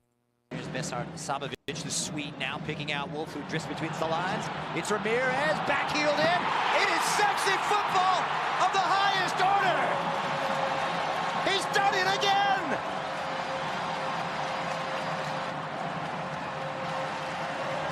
More magic from Mirto, and Austin absolutely dynamite. 2 goals in 8 minutes. It's the Verde and Black 2, Puebla 0. This is exactly what coordinated movement does. When one run goes before the pass, and then you have a second runner, a third runner off the ball, it absolutely picks apart defenses. Watch the center backs in white. As Christian Ramirez makes this run behind, the center back... And it was a great volley by Uzuni, by the way. Cleaned out space. All of the movement in front toward the near post. Cleared out Uzuni at the back. Volley in, and that was 2. By the way, Mirto scored a 3rd. Faces this year after his move over from Palmeiras. Whipped all the way across, and he overhit it, sits on the volley. Oh, it's spectacular!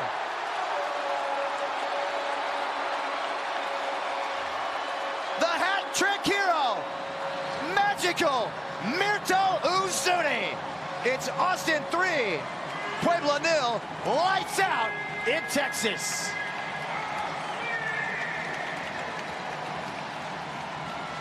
Mirto Uzuni has come to play tonight, and he's absolutely putting on a show.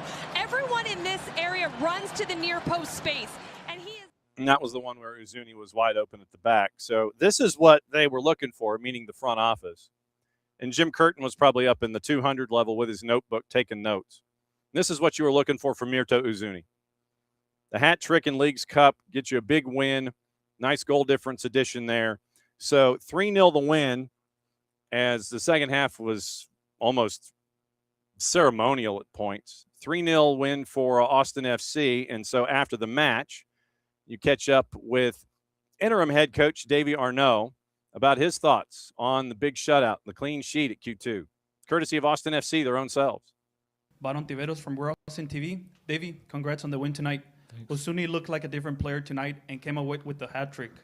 How much did the different setup up front with Ramirez starting allow him to play more freedom and be more dangerous? I mean, it was the same position Mirto's been playing. Obviously, we changed. Facu played out wide, and Christian played as the 9. Yeah, I thought the way Mirto played tonight was obviously very good. The goals are great, but I thought the way that he played in that position was good, and his relationship with Christian was good. His relationship with Brandon has been good also.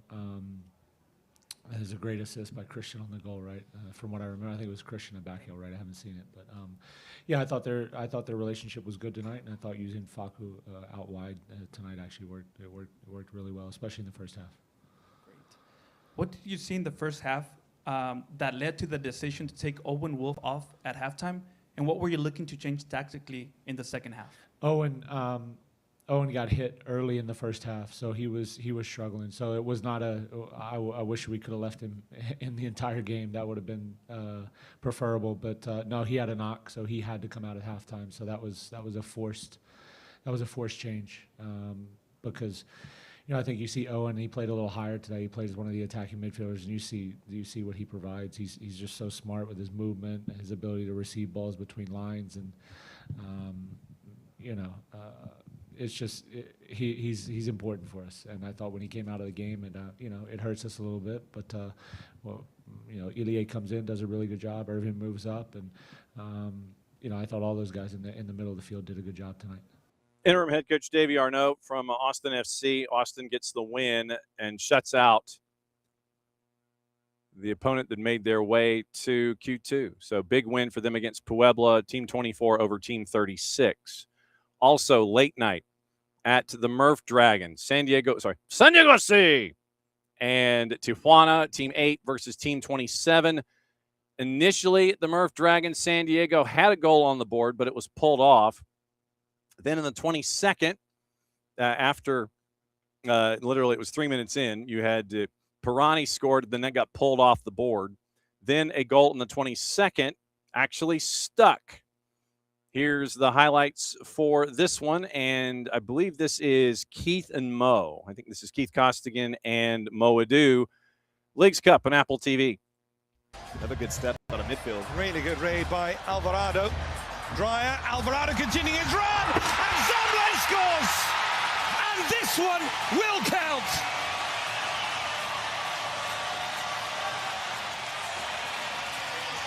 Zamblé will take the plaudits, but that was all about the press and determination of Alvarado in midfield to win that ball back. San Diego have the opening goal. And Tijuana have no one to blame but themselves, but this is just good structural shape against the ball from San Diego. We saw just a couple minutes ago that press out of midfield and how it led to a chance. This time it's Alvarado who steps out of midfield. Timing is spot on. Now they have a two-man game in terms of numbers in the box. Good awareness from Alvarado. Continue your run. Anders Dreyer does so well to get this ball into a dangerous area, but look at the commitment. We saw the commitment from Alvarado to win. Mo goes on to explain that was a goal that stuck. 22nd minute goal for San Diego FC, and the Chrome y Azul get the win. Here's Mikey Veras after the match, courtesy of San Diego FC. Okay, I'll start you off, Mikey. Mikey, you got a 1-0 win tonight against Cholos. We talked about it earlier in the week as the first official competition for the clubs, but just how differently did you live this game in an official competition? And then if you can tell us, your thoughts on the match and what are the feelings for the win? Yeah, listen, Cholos is a great club and doing really well. Really strong team with really good players. And so it's an important win for us at home, for our fans. Obviously, it's a regional rivalry. So, yeah, we take that. And it's an important one. I think it's a little bit, the first half, they sat on us pretty deep. We score early. I don't understand the reversal of the call. I think the goal should stand. And happy, though, we find another goal to make sure that we break that low block. Second half, they come a bit more aggressive. And I think for the first 15 minutes, we deal with it pretty decent. And then from 60 minutes on, we pretty much suffered. I think they got a hold of the game. And we need to do better at managing those moments to just close that game a little bit stronger. But it's all learning lessons, and we'll get better from it. Thank you. We'll go to questions in the room. Your thoughts on your goalkeeper's game? I thought CJ had some good interventions, and I would say it was average to above average game. I still think that we're looking for somebody to really show that they can win us games, and they can make us more complete in our build-up. Because sometimes we're suffering against man marking and if we could just recognize the 2v1s a little better or have a little bit better detail of our longer passes from our goalkeeper, we would be in a lot better situations. Team 8 over Team 27, San Diego FC over Cholos, 1-0 your final. Then the last match was up in Portland, and it was the swan song for the interim before Marty Cifuentes comes in to take over in Portland. Club America Team 3, Portland Team 26. Kanji and Danny on the call, and it started out by being all Club America. 6th minute, very, very special set piece to get the early lead on the road, and it was really into a tight space. Here's the call once again, Leagues Cup and Apple TV. Is he the coach? Is this the team to lead the Mexican breakthrough in Leagues Cup? We'll get a partial answer here tonight. See how Club America plays the set piece. It's all Rodriguez, gives it a go, and a lightning bolt beats Trey Muse. Club America off and running at Providence Park.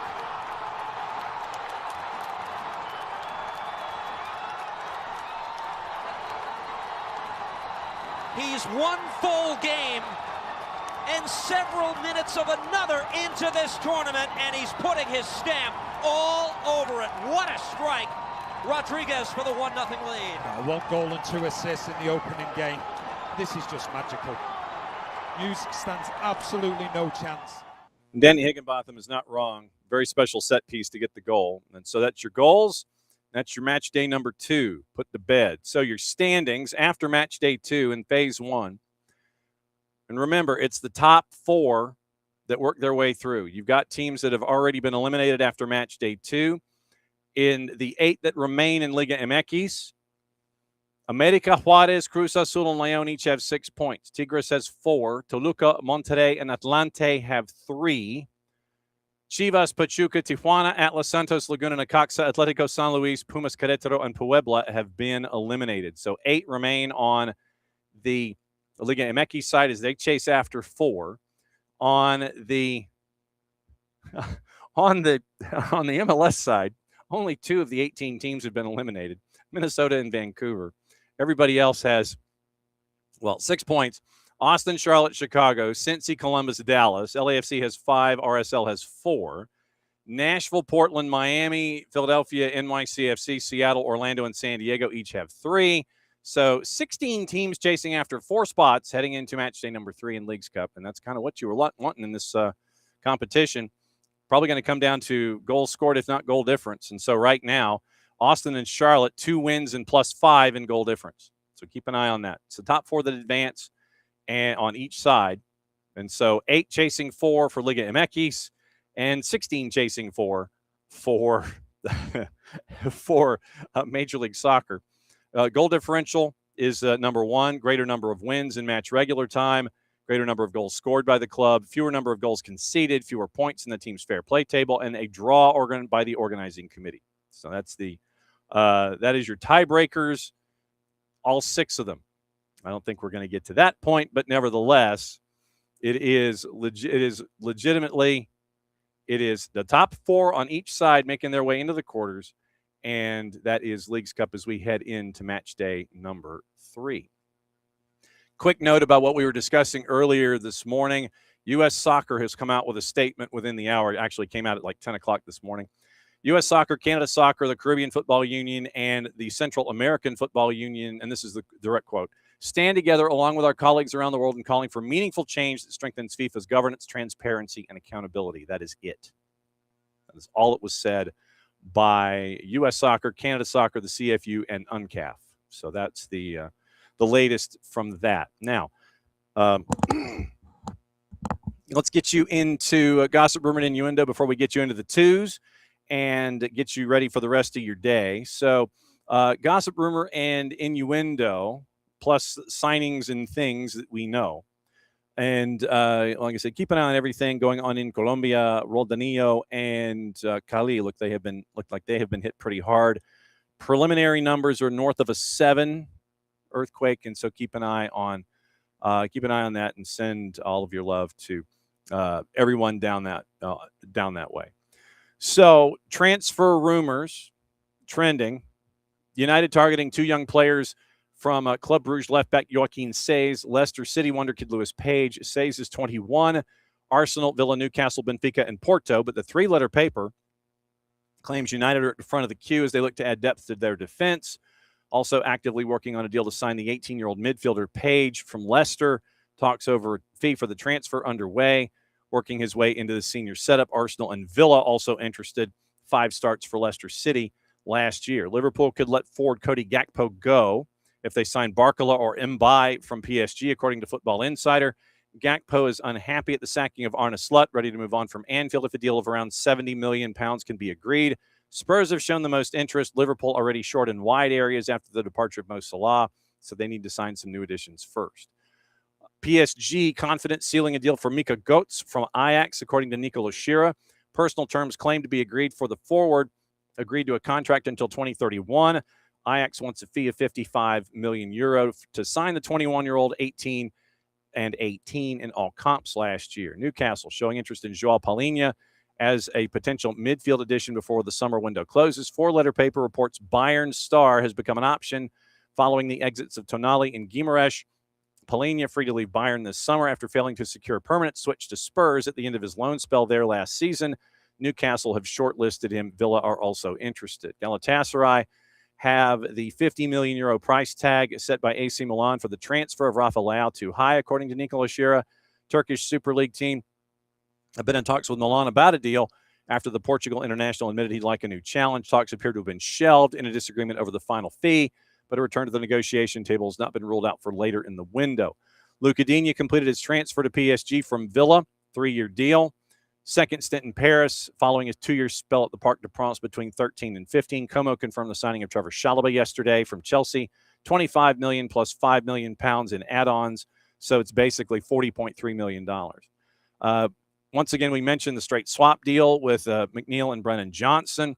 Scotland U21 striker Robbie Ure set to join Sevilla from IK Sirius for €9 million in a contract through 231. And he scored 15 league goals so far, 9 points clear at the top of the table. Harry Kane set to extend his contract with Bayern until 29, according to the Times. Arsenal ready to hijack Liverpool's move on Bradley Barcola. That's from Gimme Sport. Roma submitted an offer to sign 19-year-old Porto playmaker Rodrigo Mora, worth €25 million, holding out for a higher fee. Talks with Galatasaray underway. That's from Fabrizio Romano. Marcus Rashford staying at United this summer unless a proposal from a top Europe club arrives in the final weeks of the window. That's from Fabrizio Romano. Fabrice Hawkins. Lyon have reached an agreement with AC Milan over a deal to sign right-back Zachary Athkame, and it's set to be a loan without an option to sign permanently. Team talk, Everton and Fulham interested in the move for Barcelona right-back Hector Fort. 20-year-old's been told he's free to leave the club. We mentioned Ferran Torres this morning. Barcelona look like they're going to hijack, or try to anyway, Atletico de Madrid's move for Christian Romero after the Spurs defender was in talks to join the Rojiblancos. That's from Team Talk. Spurs also in prime position to sign Savinho for Manchester City, despite relative delays in getting a transfer deal over the line. Also, Football Insider has Nick Pope, unlikely to push for an exit from Newcastle, despite the club recently signing 2 new options. Gazzetta, Inter Milan remain interested in signing versatile midfielder Curtis Jones this summer, but any deal will only come after a major exit to raise funds. Alexander Stankovic claimed to be the prime option to leave the Nerazzurri, and Football Insider. Leicester City have received an £8 million offer from Sheffield United to sign Australia's centre back Harry Suter. We mentioned the finalizing of the signing of Xavier Gozo. This comes from Tom Bogert. Sources briefed on the situation, granted anonymity to protect relationships. Said Gozo's in London on Monday to undergo a medical with Palace and to complete the paperwork for the move. Deal of around $15 million, allowing him to travel to the UK, new club record for RSL.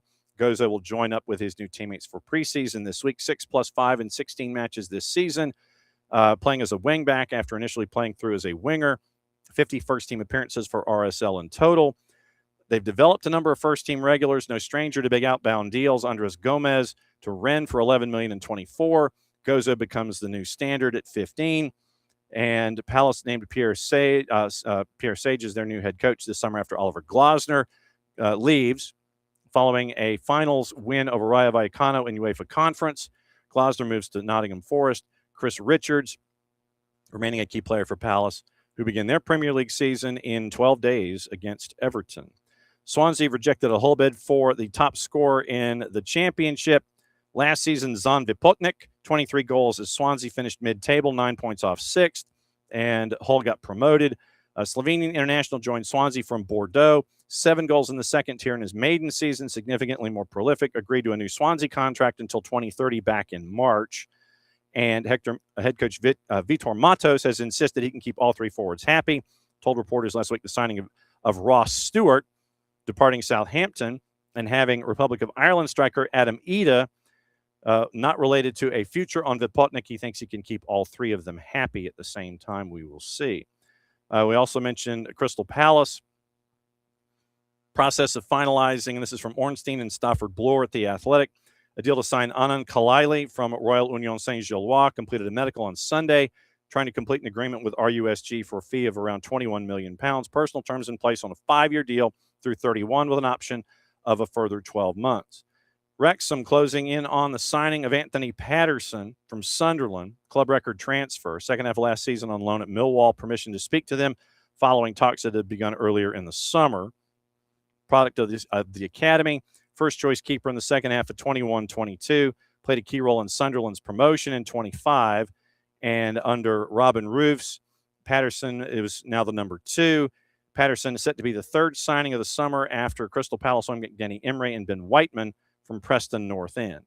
Sources in the Northeast suggest the deal worth £8 million, eclipsing the record of $7.5 paid for Nathan Broadhead a year ago. We mentioned Aston Villa in talks to appoint Burnley's Paul Fjelde as their new set-piece coach, and that should take care of everything from overseas. Let's check with our buddy Ben Jacobs and see if we've missed anything. We'll catch up with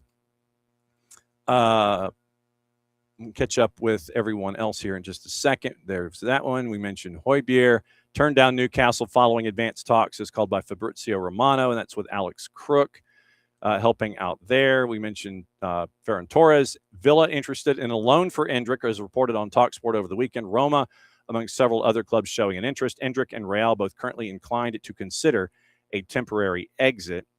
West Ham have inquired on the availability of Jamie Vardy. Lots of interest, plans to take his time before determining his next move. Mentioned Villa and Joao Palhinha. And let's see, I think we're caught up internationally. I believe we are. So I think we're caught up on all the international moves. So let's see if there's anything domestic that we might have missed. And the answer is no, I don't believe so. Red Bulls, and this is up from over the weekend, Red Bulls rejected a bid from a Danish club on a loan with an option to buy for Roald Mitchell, and has not had a whole lot of opportunities with the first team, but they're rejecting offers right now for Mitchell, meaning the Red Bulls front office. So there is that. Quick note, last night, Krista Velda post-match, when asked on the atmosphere for Leagues Cup in the loss by Timbers, when he was asked about it, how was the atmosphere? Ish. Tons of yellow in our home, in our own home. I've never seen this in my life. I don't understand how it's possible. And he literally said ish 4 times in a row, but that wasn't the word that he used. So you keep an eye on, yikes. Oof.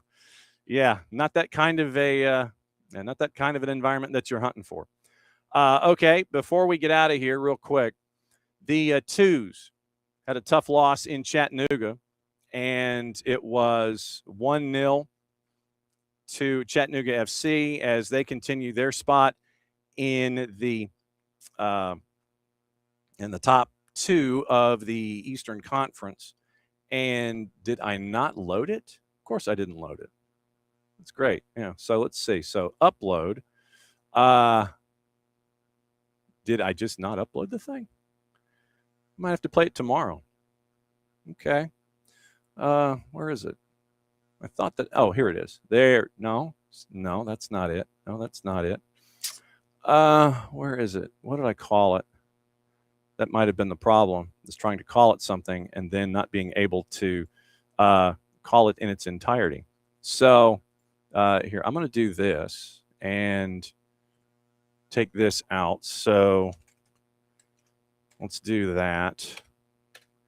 And this will be the last thing that we run this morning. I think we pretty much got a good handle on a lot of stuff. We'll let you know once again what's happening tomorrow. Ali Howarth is going to talk WAFCON and that will be early. And then we'll talk to Tony Economopoulos about what's going on at Mercer. We'll see if KCD is around at 10 o'clock. We'll also have part 2 of our interview with Santiago Lopez from Fadelito and what it's like to build a business, a family business, and keep that going. At the same time, you're trying to keep your legacy intact with what you've been building at El Fadelito. So that conversation is tomorrow as well. So Tuesday stacked show. Here's the wrap from Finley Stadium. It is Jason, it is Maddie, it is Sophia, and then a conversation with Two's head coach Jose Silva.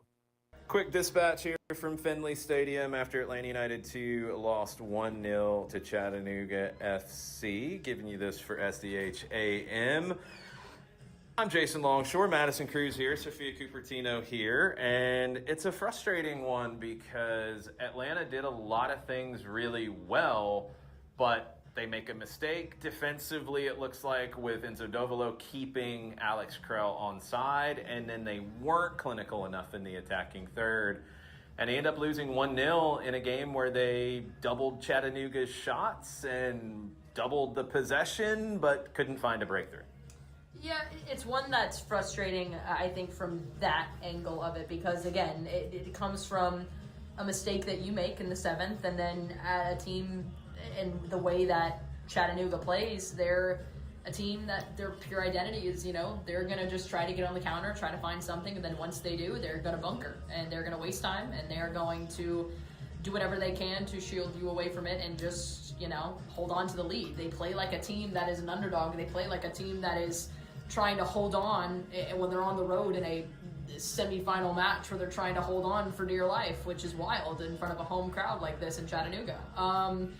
And listen, it's one where I'm not saying this in the defense of, Atlanta lost, this is not good. I'm saying in the defense of Atlanta was the better team. Yeah. Atlanta had the better opportunities. They just could not make the most of it. Chattanooga were able to make the most of their opportunity, and then they just kind of sat back and said, hey, all right, cool. Yeah, Chattanooga is a better team on the scoreboard. They get the early goal, and yeah, I thought they were going to get punished because they really didn't show much initiative after that. And I think if they're going to be a team that wins MLS NEXT Pro, which they're fully capable of, I think you got to find more than what we saw tonight. But they get the win. Yeah, it's one of those things, especially in matches like this, in MLS NEXT Pro, the way we've seen these teams and the way that this league is shaped out. Normally, and most of the time, when you have a team that is able to go up as early as Chattanooga did, if they play like that, they're going to get punished, not by maybe just one goal, by a couple of goals, because you tend to sit back and you tend to lose focus and you tend to try to, hold on, and you lose that concentration because you have the onslaught that was happening.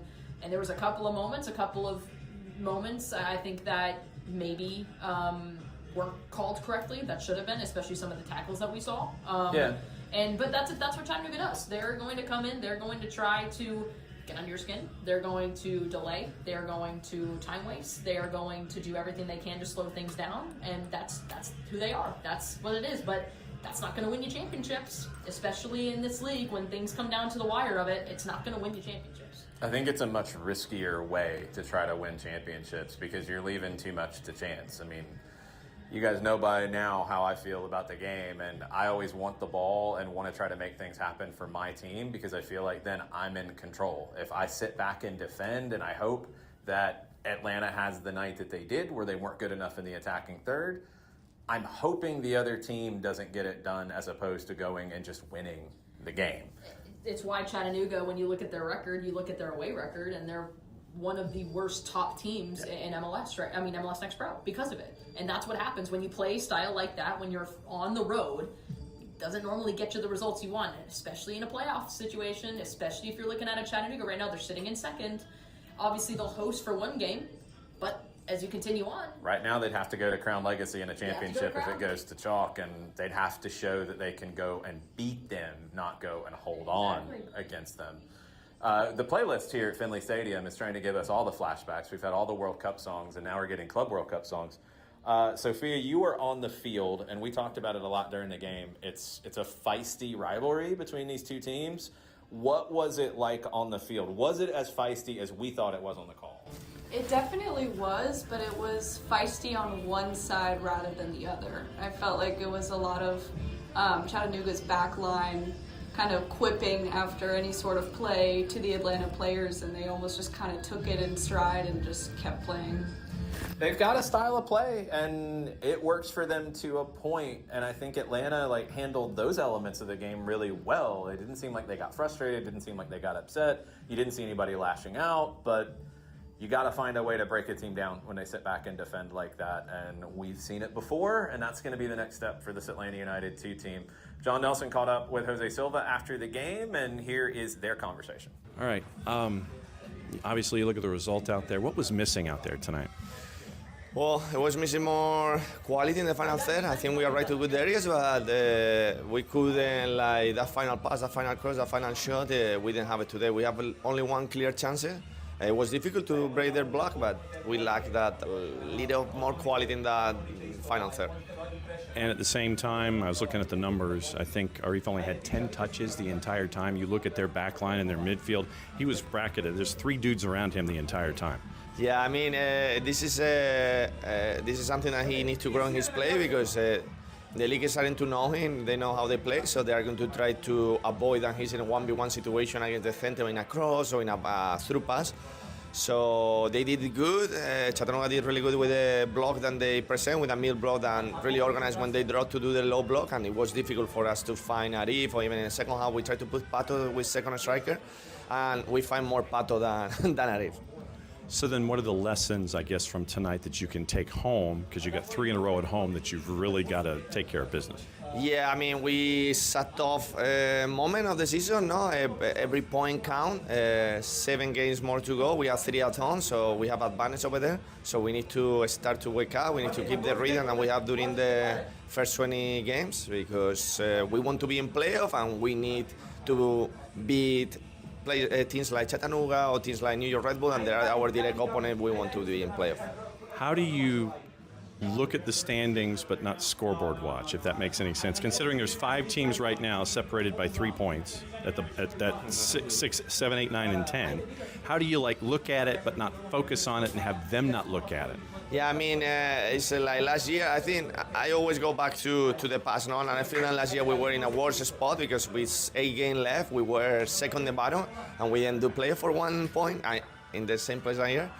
And this year we are in a better spot. We are over there in play. We are with the group that is in the high probability to the playoffs. Now we have to, again, pick points against direct opponents like Chattanooga, New York Red Bull, Orlando, because that point counts 6. We moved 3, but they lost 3, so it's really important that we start to pick up with these games.